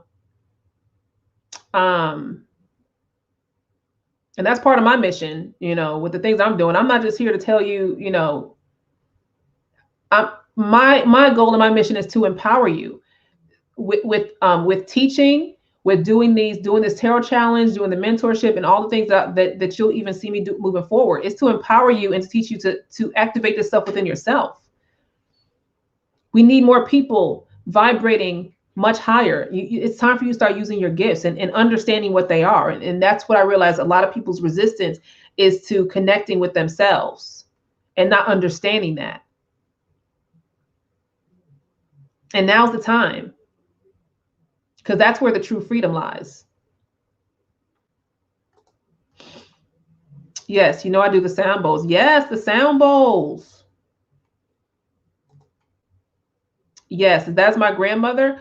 I believe I keep getting grandmother, great grandmother, and great aunt. Yes, my grandmother, great grandmother, and mother. Okay. Oh, you're okay. So that could make sense why it kept feeling like 2 or 3. So okay, then there you go. There you go. There you go. I hope that message resonated for you, Samari. I hope it did, because now they like, stop bullshitting. Got to do the work. Got to do it. All right, MC, you are next. Let's see. I think you wanted a relationship reading. Was it relationship? What kind of reading did you want, MC? I can't find the comment. I think it was relationship. My pleasure. Okay, it was relationship. All right. All right, we got Samari, then Faye, and then I think 2 more, and then we will conclude.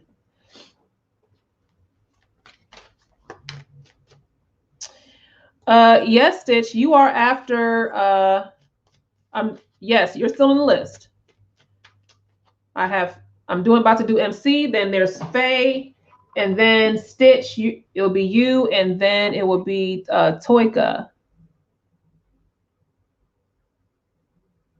And then I think we will conclude after that. I think that will be everybody. So Toika would be the last reading that I do for this evening, and then we will conclude. And if you are liking this video so far, be sure to like this video, share this video. I am streaming simultaneously on YouTube and Facebook. Be sure to subscribe to my YouTube channel and also connect with me on Clubhouse. I just opened my first club literally just 2 days ago, and I am hosting my first event tomorrow, Saturday, 13 March at 11 a.m. Central, and I will be talking about spring realignment of the mind, body, and spirit.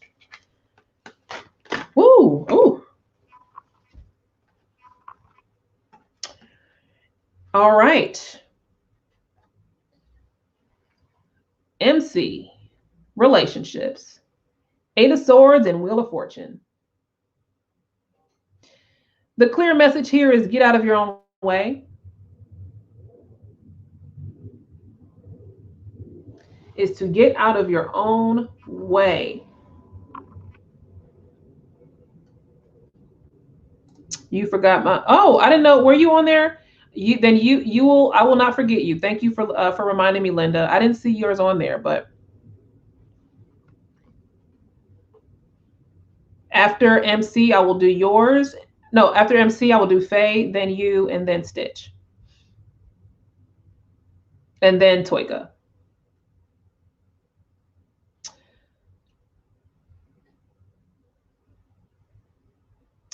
So let's look at how that shows up for you, MC.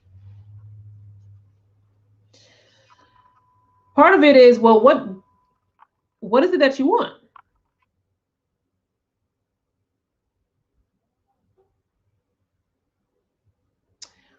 It's easy for you to get what you want when you get out of your mind.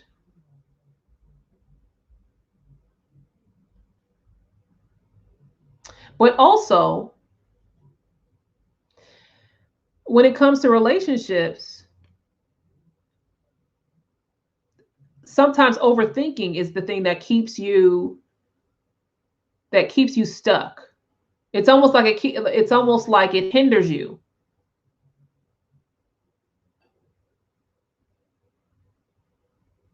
So the thing is, what is it that do you feel is hindering you that's in your mind?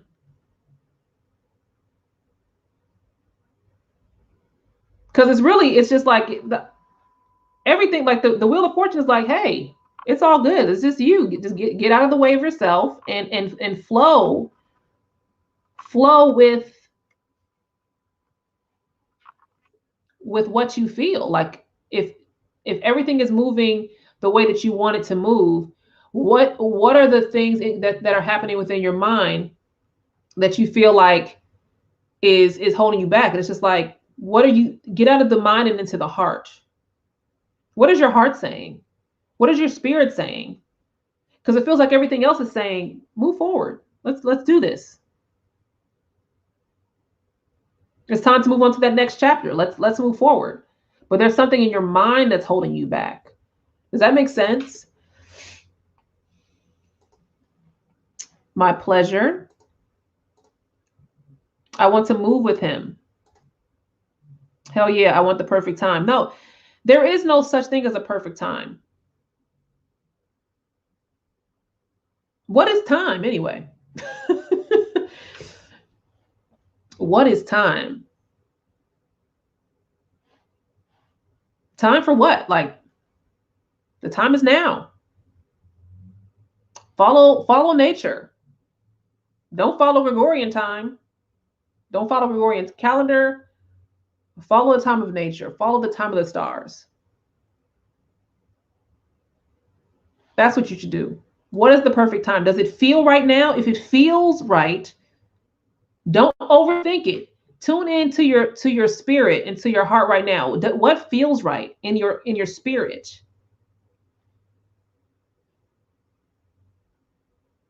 That's what you flow with. What spirit's saying right now is control, control, control. You wanted to maintain the control.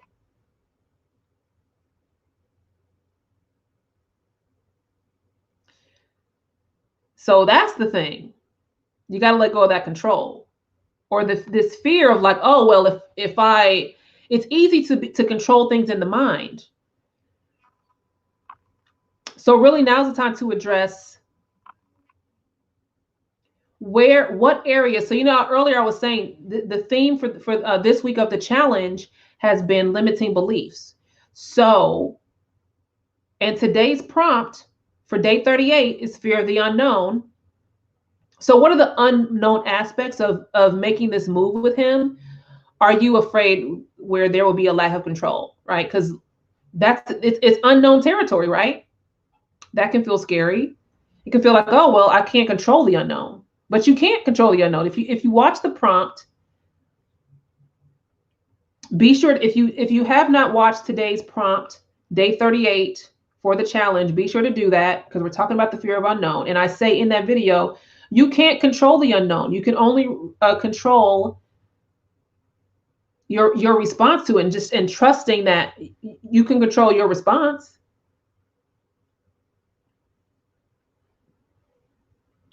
So let go of the perfect timing and tune into what your intuition is. What are you feeling? Get out of the mind into the heart. It's been 15 years. I'm living on my own. So yeah, so that makes a lot of sense then. There's a lot of unknown territory. There's a lot of like, ooh, Do I even want this? I like having my own space, right? But think about what you gain.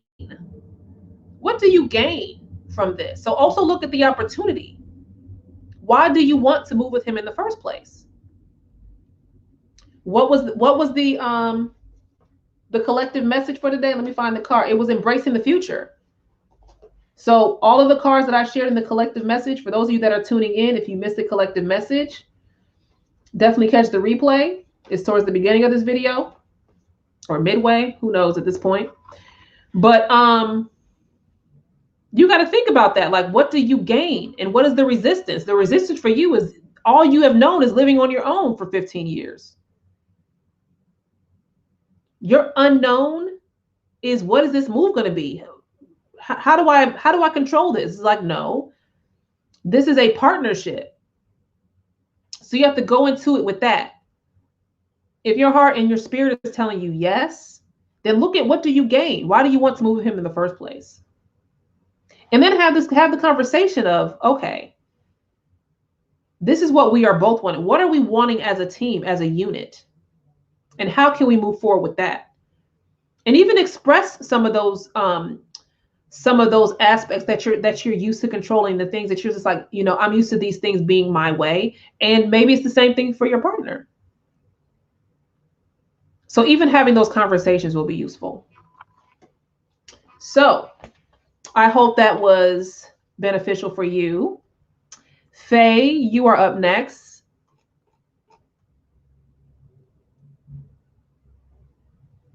Faye, are you still in here? It'll be Faye and then Linda and then Stitch. Let me know.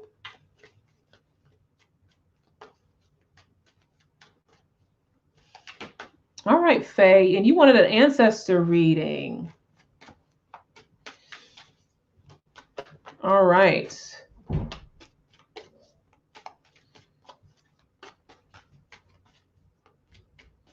Ooh, I'm hearing, okay, nature speak for you.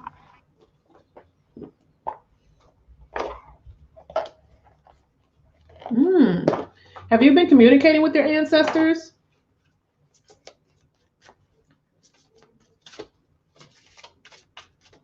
Let me know, Faye. It's interesting because I'm using the nature speak oracle for you. And that was feeling pulled to nature speak oracle. And I'm also seeing plants around you. I feel like I've seen plants around you before. I'm just trying to see, because you can connect with them through the plants as well.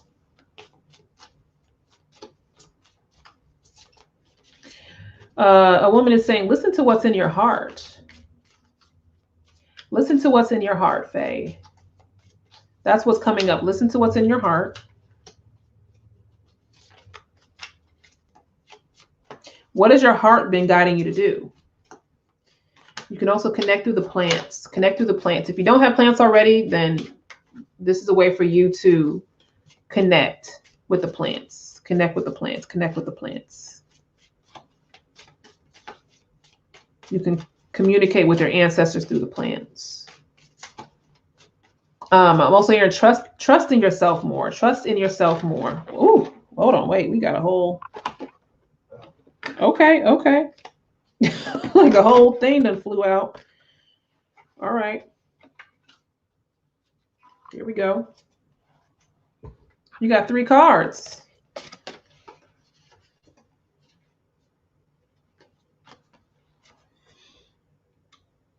We have new wonders with the ferns. Spreading seeds. Cattail. Wind, change is coming.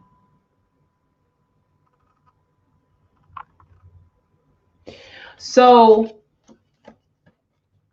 there's a sense of, with the plants coming up, and even this connection, right? There's a sense of peace or calm or serenity that I'm picking up for you that comes with your plants. And if you're not already connecting with your ancestors in a place in your home or outside that's near plants, that's what you want to start doing or incorporating more of that. And to start trusting what's in your heart. Also start talking to the plants, start connecting with the plants. If you're starting to do that, do more of that. And then start to actually listen. Like, are you listening to what's even coming up for you? And part of it is trusting what you are picking up on, and then allowing. So this spreading of the seed, right? So the new wonders are the opportunities of that connection and the messages, those divine thoughts, as I like to call them, those synchronicities that come up. And then it's what you do with those things. What is the action?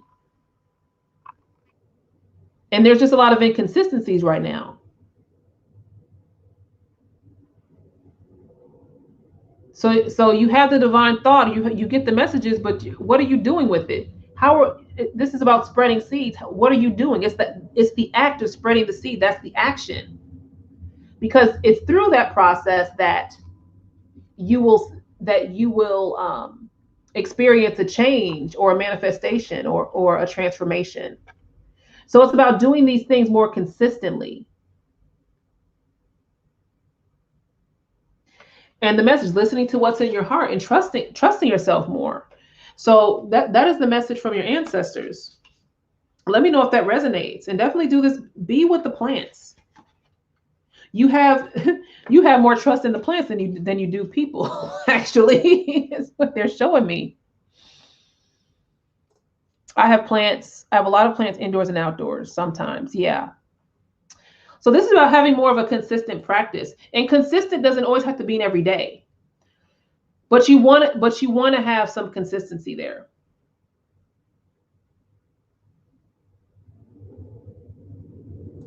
Great. Awesome. Good stuff. Okay, let me get back into these comments. That was Faye. Linda, you are next. Please let me know if you want a general or if you have a specific question, and then we'll do Stitch and then Toika. Let me see who else is in here. Hold on. I'm behind on the comments, y'all. Let me see.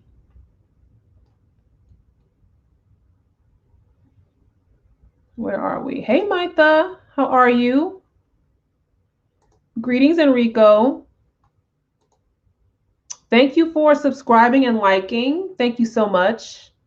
As I am trying to grow this YouTube channel of mine. So thank you so much. I appreciate that.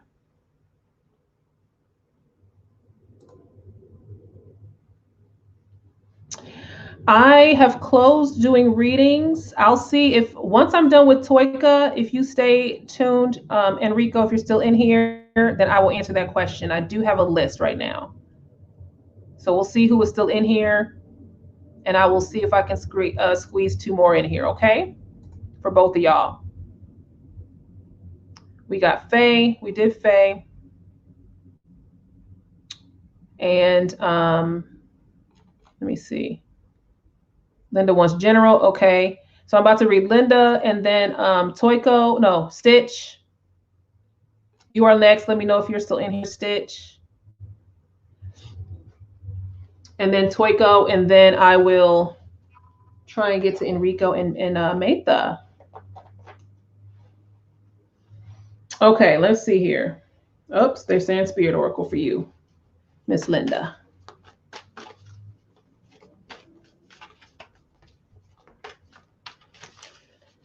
All righty. Ooh, all right. That just flipped out. Healing. It says, positive transformation is occurring on a soul level. The answer to your question is yes. The question now is, well, what is the question that you are, what is the question? You know, what's coming up is the body.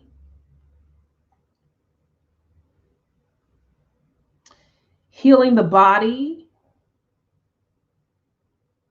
and the consciousness, the connection to your body and your consciousness. The healing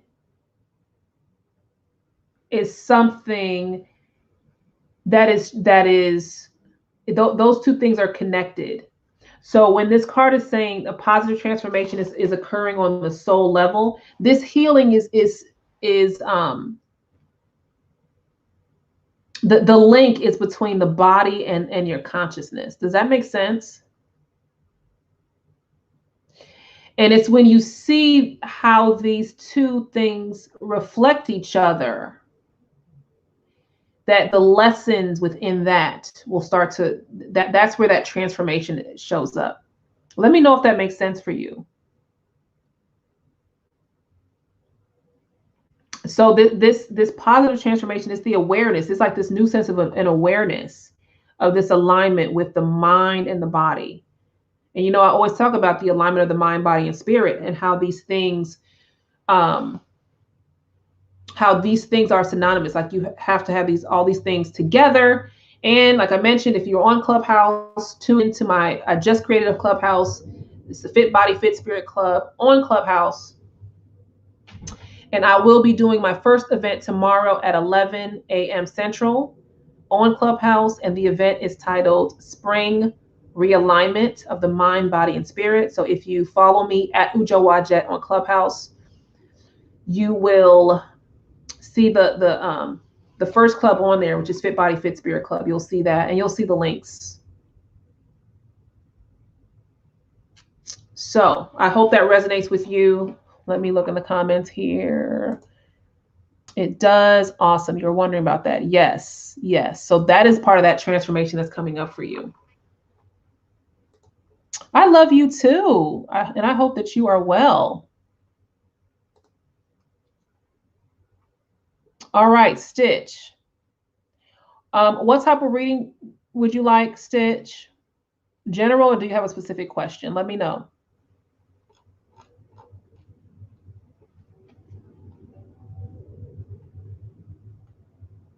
You were wondering which affects the other first. Usually the one like they both affect each other simultaneously, but the one that you notice first is that's how you get whatever draws your attention first. That's how it shows up. So if it shows up in the body first, that's where you're more consciously aware of it. And then in the subconscious, it shows up in the mind. Or sometimes it's the other way around. So wherever you feel it first.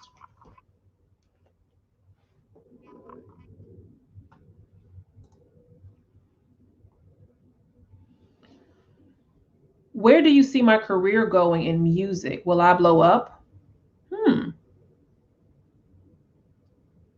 Well, the question here is how you define blowing up,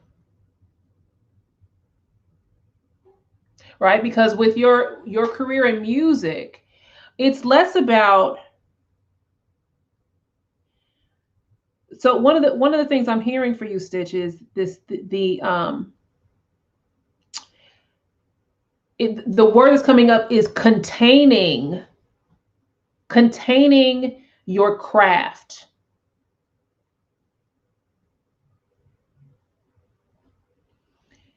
How much focus are you putting in containing your craft? So it's like really streamlining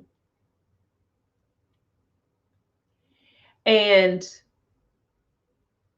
diving into the meaning of your work. The work that you are doing with your music, right? And then the other part of that is, what do you want to do with that? Where do you want this to go? So I don't know if you were in here earlier when I was sharing the collective message about embracing your future, right? You have to be centered, deeply centered in your craft with music, and knowing who you are in your music. I'm curious to know what does your music represent?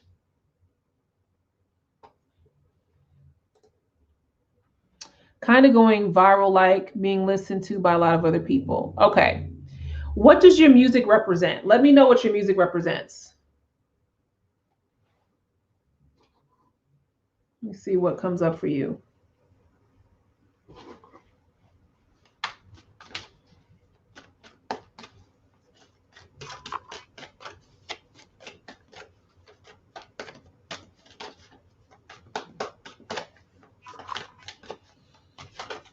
And so when I talk about this containing of your craft, right?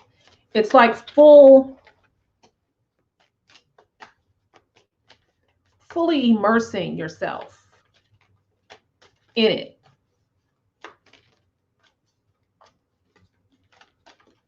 And it's like, well, what do you do when you blow up? Then what? What is the next big thing? Where do you want it to go?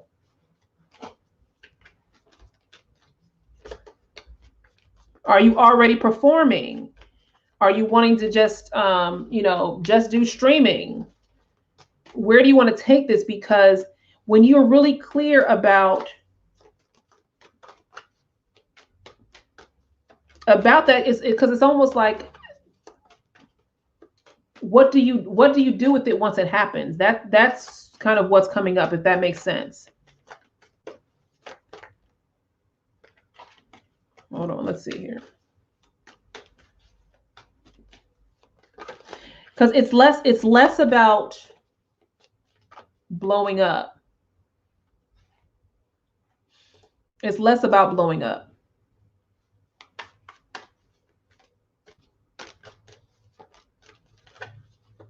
Ooh, we got two jumpers.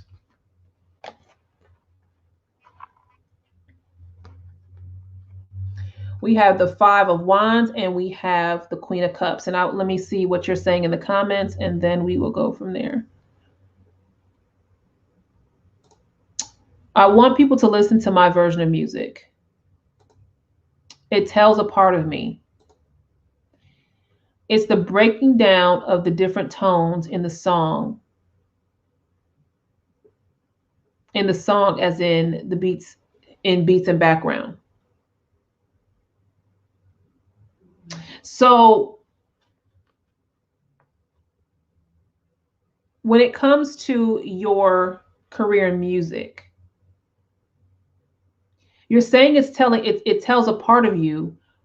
What is the part of you that it's telling? What is the message there? So when it comes to your career, it's less about blowing up right now. Right now is not the time for you to blow up. Right now is the time for you to get centered, to get really clear on how to articulate your sound.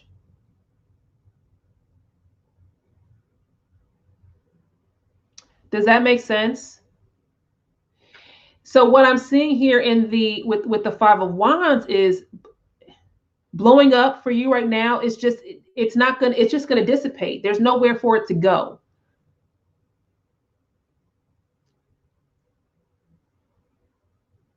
Where do you want? Does that make sense? It's just gonna be kind of like, oh, okay, this thing happened, and then it's gonna be, you're not gonna feel fully satisfied emotionally with that.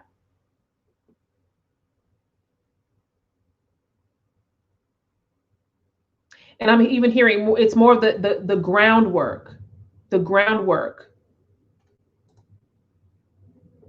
artistic side.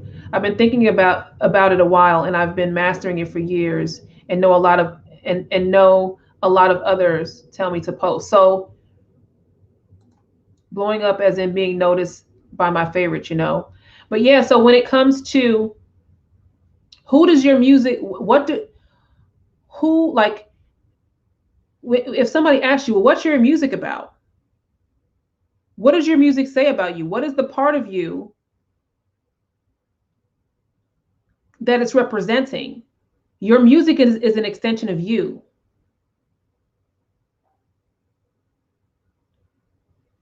Because think about this. When people start asking you, you want to be noticed by your favorites, but the people that are like, you said you've been thinking about this for a while, right? Then how do you articulate that? What is the artistic side? What does that mean? What is the part of you that this is representing?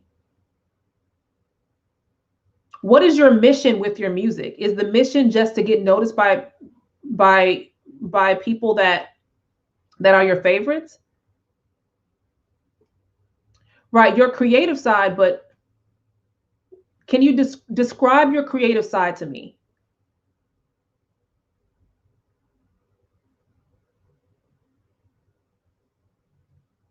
Describe what that part is.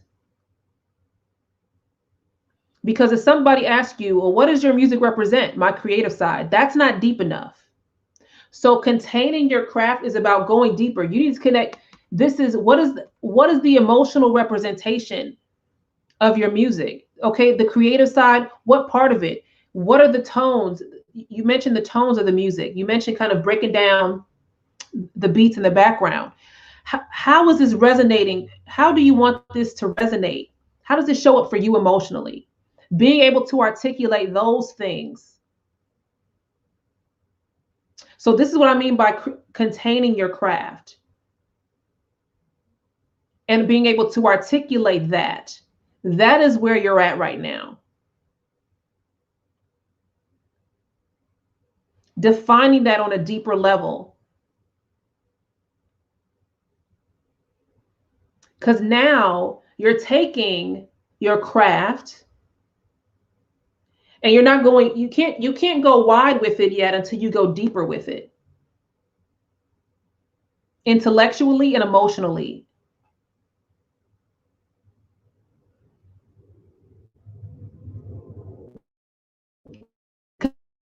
Then you know who you're trying to reach.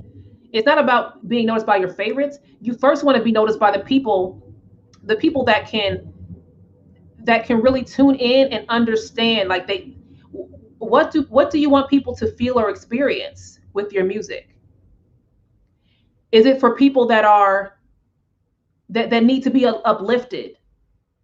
Is it for those that want to kind of get the party started, want to be hyped up and have a good time? Is it for those that, like, so these are the things that you want to get really clear on. And you could have, and it could be on the spectrum of things, but being able to articulate that and take that to the deeper level.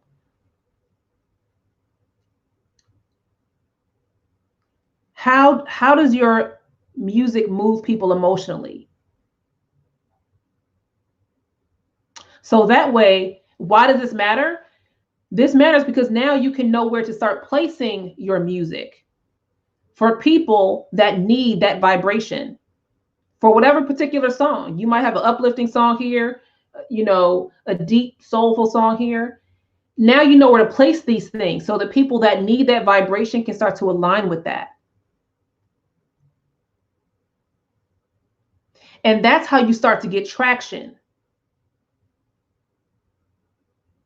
That's how you start to articulate. Like, yes, this song, if you are needing this type of mood or vibration, now it's okay. Where are the people that need to feel uplifted? Where are they hanging out at? The people that need to just kind of be in their feelings, where do they hang out at? So now you're aligning that song with those people. That's how you start to get traction with your music. I want people to notice me for being multi-talented, being able to do any different kind of music. I've sung all my life, and want people who grew up like me to know there is a different way. I love that. And this is great, right? So you can be multi-talented and do different kinds of music. But what is the one thing you want to be known for? You can be multi-talented, but you have to have one anchor, that starting point. Be known for one thing, get really good at being known for that one thing, and then expand from there. I love this message though, and being able to even to articulate that with other people, and showing people like, hey, I'm able to do all these different things, and you can do this too. When you listen to my music, it makes you happy and joyful for people who maybe aren't having a good day. So now you want to start placing your, so if the goal, you want to align, okay, the goal is for people, the music is to have people feel happy and joyful. So now you want to start placing your music, strategically placing the music in the areas, in the environment of people that need to be uplifted and feel joyful, right? To the people that aren't having a good day. So now, depending on where you're sharing, I mean, I've been using TikTok to get words to people. Yeah, more people, that helps. Yeah, so you can even use, whether you're using TikTok or Instagram, YouTube, wherever you're streaming. Now you can start labeling your things, like having a, using the words and the phrases that people that aren't having a bad day, what are they thinking about when they're having a bad day? Like, oh, this day sucks. Let me, maybe that could be the title of a song. This day sucks. Let me change that. Like, let me change my vibration. Where are the people that are having the bad day? What are they complaining about? What are they doing? Now you're taking the mood. Now your music is the solution to their problem. That's how you start to strategically map that out. Does that make sense? When I'm talking about containing, and now you're aligning the emotions, that the emotions, whatever that song for that particular song, and it might vary from song to song, and you're aligning it with the people that need that. That is the strategy that you need there. Does that make sense? So right now it's not about blowing up, it's about strategy and going deeper with containing that. Be known, you can be multi-talented. Be known for the one that is creating the happy and joyful music to get people out of the bad day. The music that people need to get up and get ready in the morning. When they're hitting their alarm clock 3 times, so they don't want to get up and go to work. Whatever that is, right?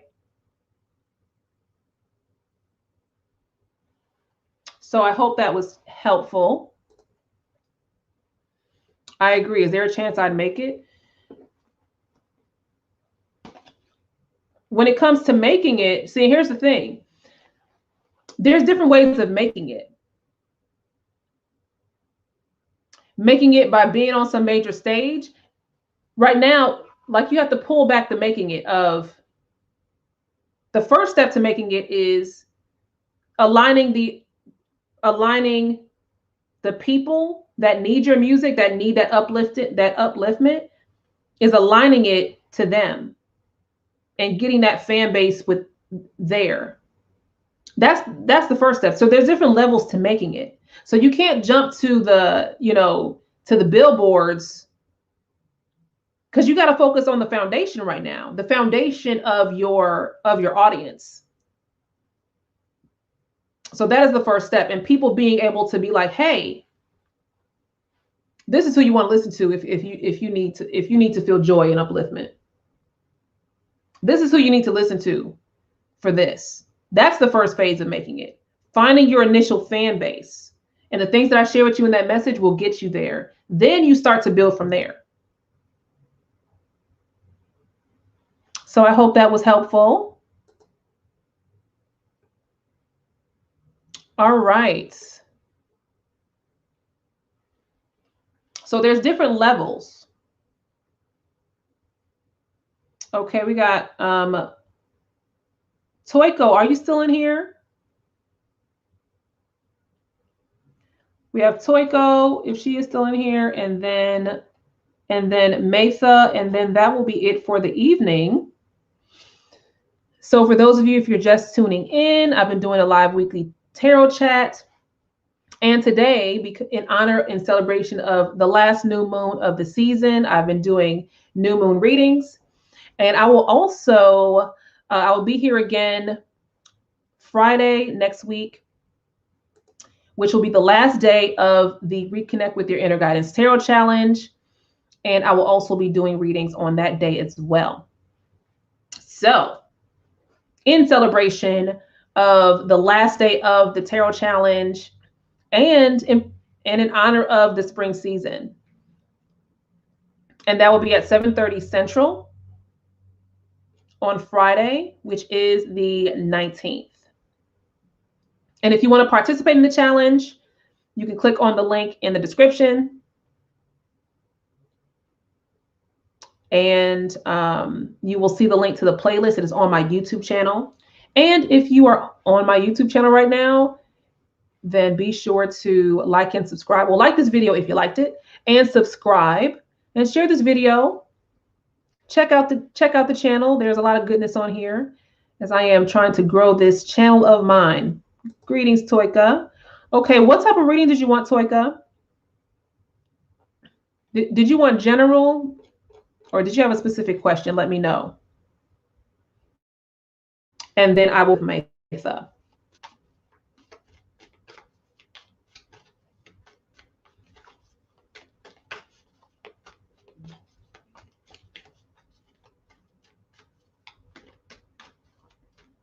Let me know if you wanted general or if you had a specific question, Toika. Let me know in the comments.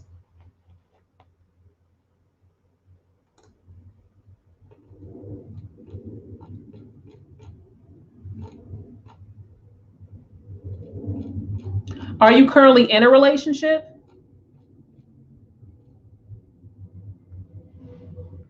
Let me know if you are currently in a relationship.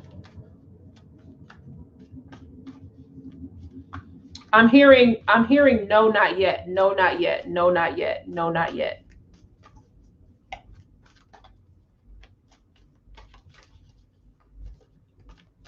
That is what I'm hearing right now in relation to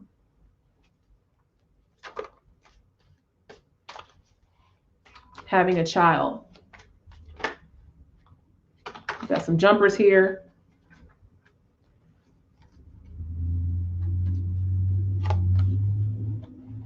And these are your cards. We have the Two of Wands and the Three of Pentacles. And for some reason, what's coming up is what do you do? Because I'm hearing no, not yet when it comes to you having a child right now. I'm hearing a very clear no, not yet, no, not yet, no, not yet. And so I'm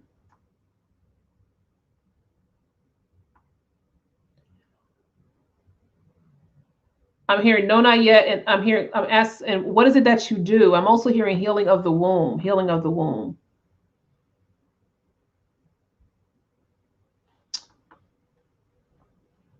I'm tuning in here to see kind of what's coming up.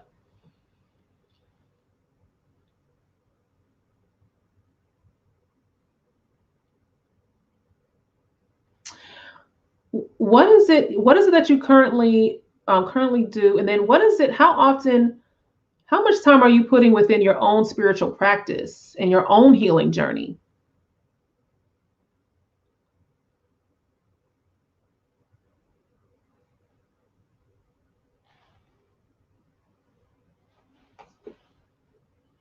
Let me see.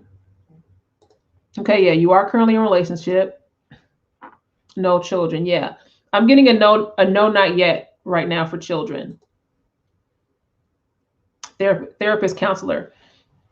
And the reason why I asked what is it that you're currently doing, because with the Two of Wands, it's like, well, let's look at like, where is this next phase for you of where you're wanting to go as a counselor or as a therapist with the work that you're currently doing.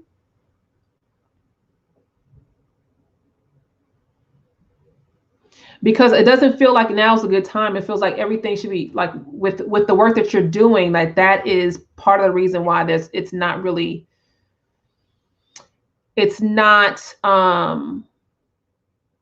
It's not a good fit. It's almost like something needs to shift there. And I feel like part of the change here with the Two of Wands is, where do you want to see, how do you want the work that you do right now? And this goes back to the collective message of embracing the future, of where you want it, how you want things to align. Because this is where the Three of Pentacles are coming in. Like, you can change the like the thing, what you're currently doing. Like, you can change like how that works for you. You have more control than you're giving yourself credit for, with how you do the work that you do, or the approach with it. So I feel like with this Three of Pentacles, it's all about, well, renegotiating of like, well, which role are you playing within this, in this negotiation with yourself? So I feel like part of this is reframing kind of what you do and the lifestyle around that. So you can create space. Not enough time. That makes sense then. That makes sense of why it's like, okay, well, why is this what you're doing is coming up?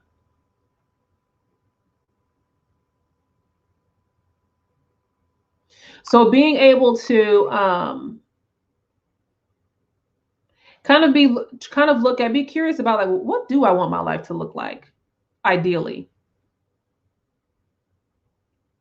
Start to be curious about that. If you were here for the collective message, I talked about embracing, the collective message was to embrace the future. So it's like,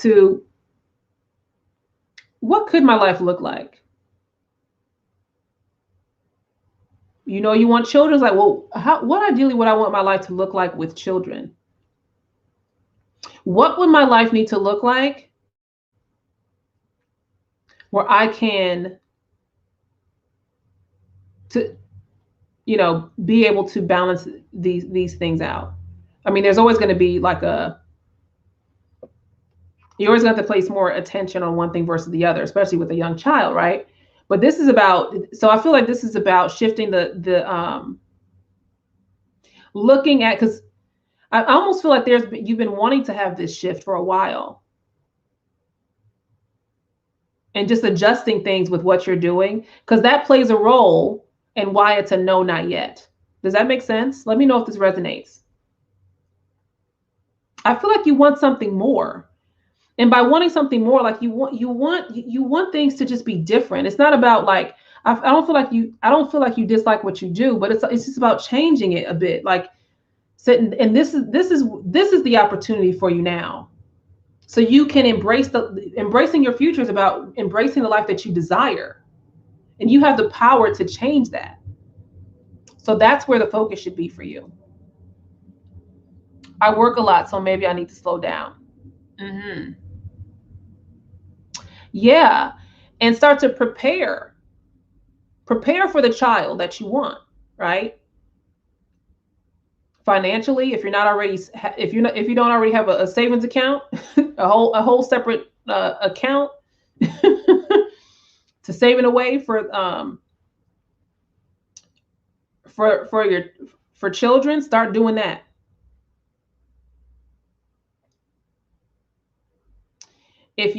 When it comes to slowing down, it's like, yeah, let's start to pull back and start. So that's where you need to focus. And I'm here, and a year is coming up, a year, 6 months to a year and a half, like that time frame, like gives you time to kind of transition a bit to create more space for that. So I hope that resonated for you. All right, and now we're down to the last question with Metha.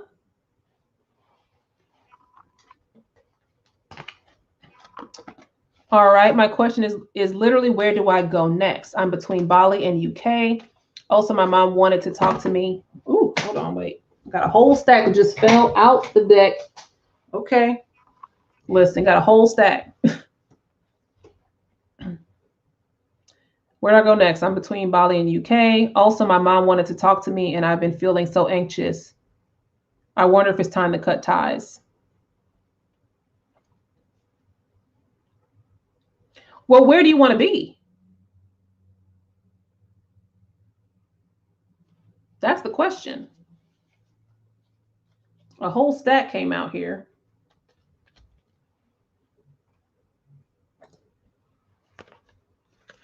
So we have, oh, what are the odds this card came back out again? Right, so let's start here. Where do you want to be?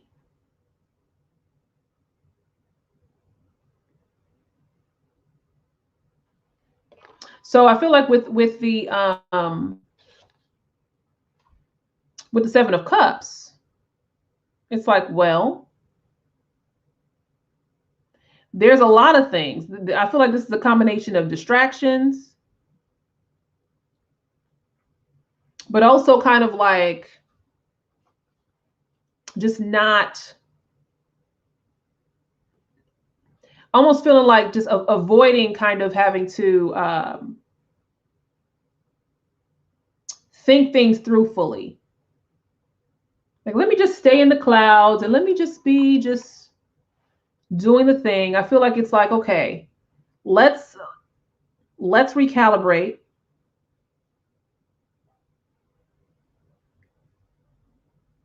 And let's look at what do you actually want? That's your first step. What do you want? What do you want to experience?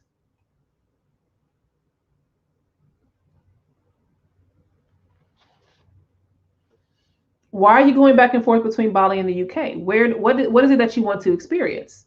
Because it's up to you where you want to be. The better question is, well, what will benefit you most now? What has your soul been calling you to? And it's interesting that you mentioned that you wanted, your mom wanted to talk to you. Where's your mom located?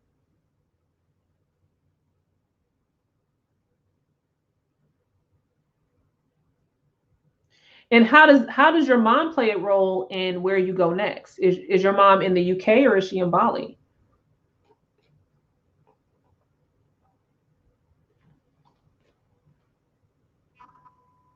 We have the Lover's card.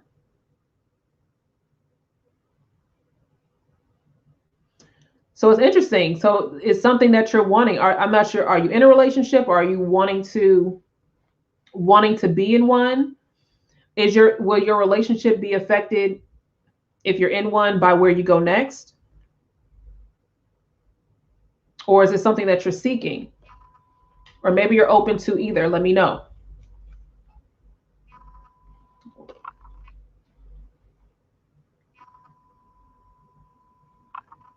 So let me know if you are in a relationship or not, because I feel like this is connected to a relationship. Either you're in one and that could be influencing where you go next, or wherever you go next, there's an opportunity for one.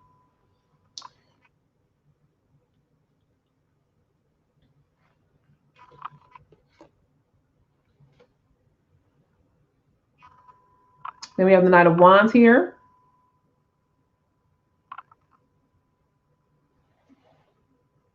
And then we have the Pentacles again. So the things that come up, right, when I was saying, well, what do you want? And what I'm seeing here is, when it comes to relationships, and then like what you'll actually be doing, and where you'll get the most fulfillment with the work that you do. And it doesn't matter if the work that you do is online or if it's location independent or things like that. It's where you get the most fulfillment within those things.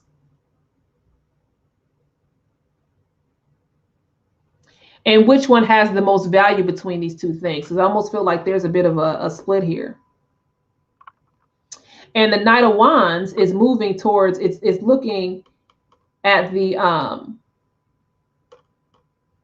Knight of Wands is looking at the King of Cups. So I feel like everything is more turned towards the King of Cups and turned towards the Lovers.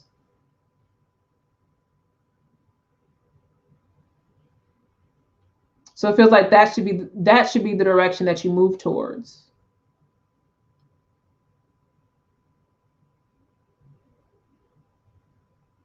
And I feel like this, and another word that's also coming up is the desire. desire to the desire and like claiming and being in that role of claiming what you want for yourself emotionally.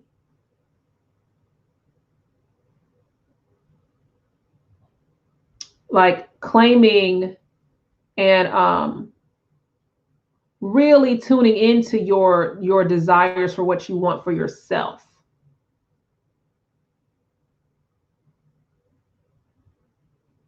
Because the first relationship that you have is with yourself. What will allow you to feel most fulfilled?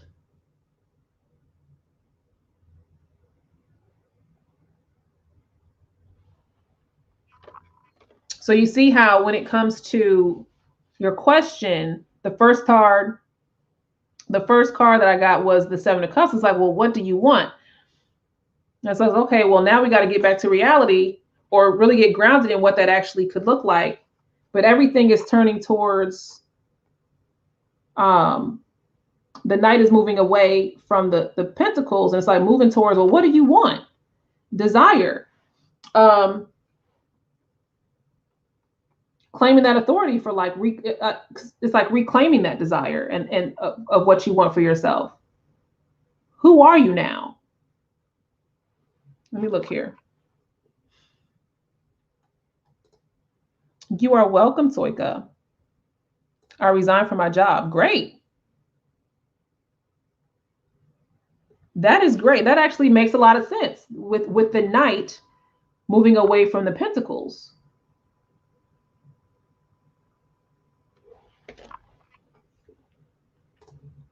I want to be where I can focus on my passion and what I love. See, well, there you go. So where is that? So you see how that aligns with the King of Cups and the Lovers?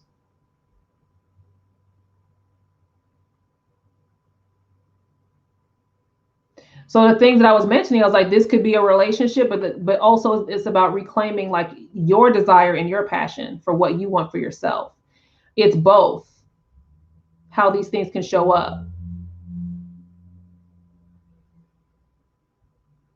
So this is where, which location are you wanting to decide between the UK and Bali, or are you wanting to go someplace else?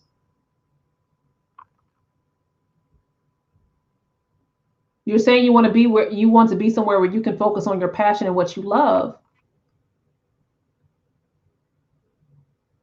Where can you be that will allow you to do that, right? So part of this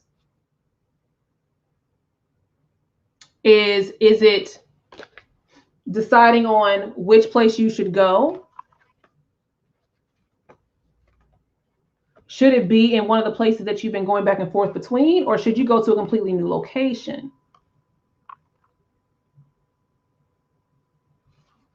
Let me look in the comments here.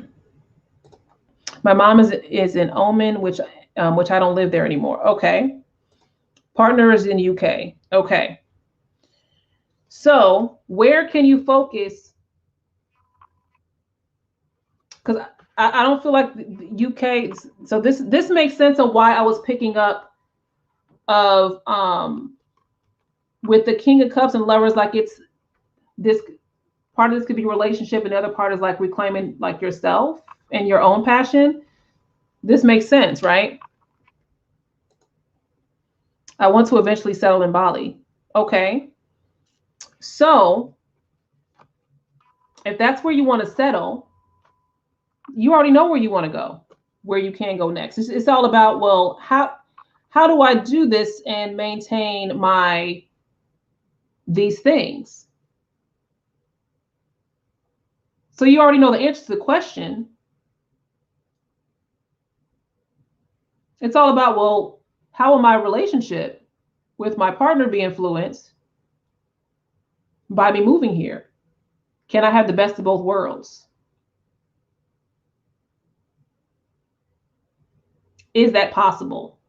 This is the conversation that you need to have if you haven't had it already.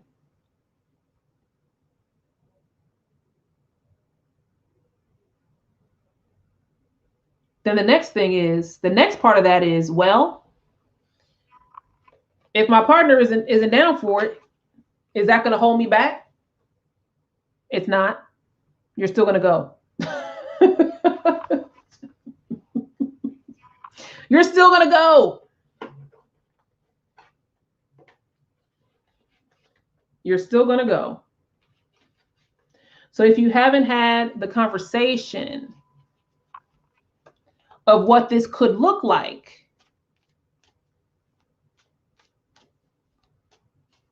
then have the conversation of what this could look like. But you're going to listen. Your soul has already said this is like you're gonna go. You're not the stuff with your mom and with the like that none of that's, what is that? Go to Bali. And hey, maybe I could visit you there one day. I haven't been there, but that's on the list of things to do.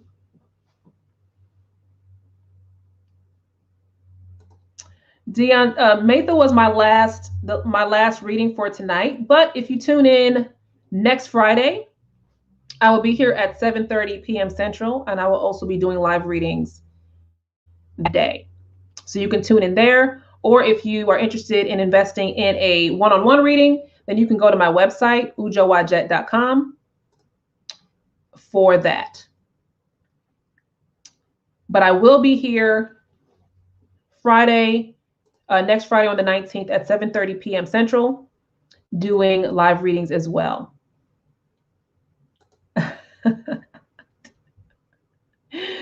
You are welcome.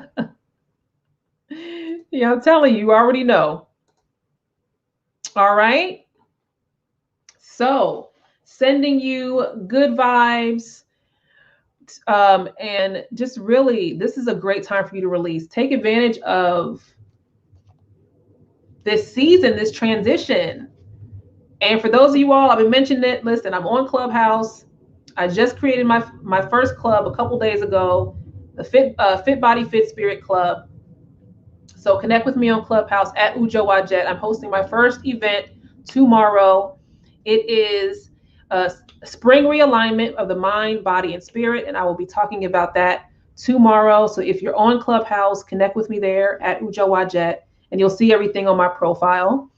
And if personal readings are back up on my website, so you can click on, go to www.ujowajet.com, click on Work With Me, and you will see in the drop down, I am doing readings right now for a short period of time, for a few months, just during the spring.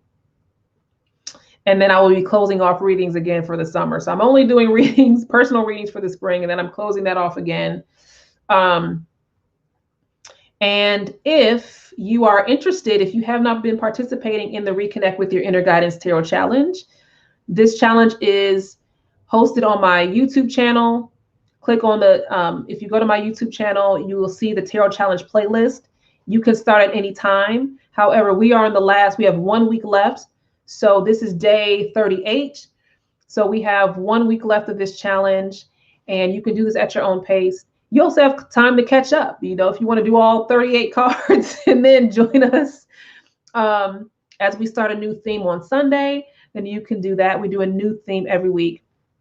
So, and the whole point was to do this challenge to strengthen our intuition, reconnect with our inner guidance, and carry us into the spring, which is next week. So I hope that you all have been enjoying these live weekly tarot chats that I've been doing every Friday during the challenge. I'm not sure if I'm going to continue the weekly tarot chats after the challenge. Maybe. Let me know if you have been enjoying them, and maybe I'll continue to do something similar. We will see what happens, but I will definitely be here next Friday on the 19th at 7:30 p.m. Central for another weekly tarot chat. And I will also be doing live readings in celebration of the spring equinox. So it has truly been a pleasure. Like this video if you liked it. Be sure to subscribe to my YouTube channel. Connect with me at ujowajet and at ujowajet on my website. Check out my podcast, Fit Body, Fit Spirit, as well as the Fit Body, Fit Spirit Club on Clubhouse. Other than that, it has been a pleasure, and I hope you all enjoy your evening. Happy new moon.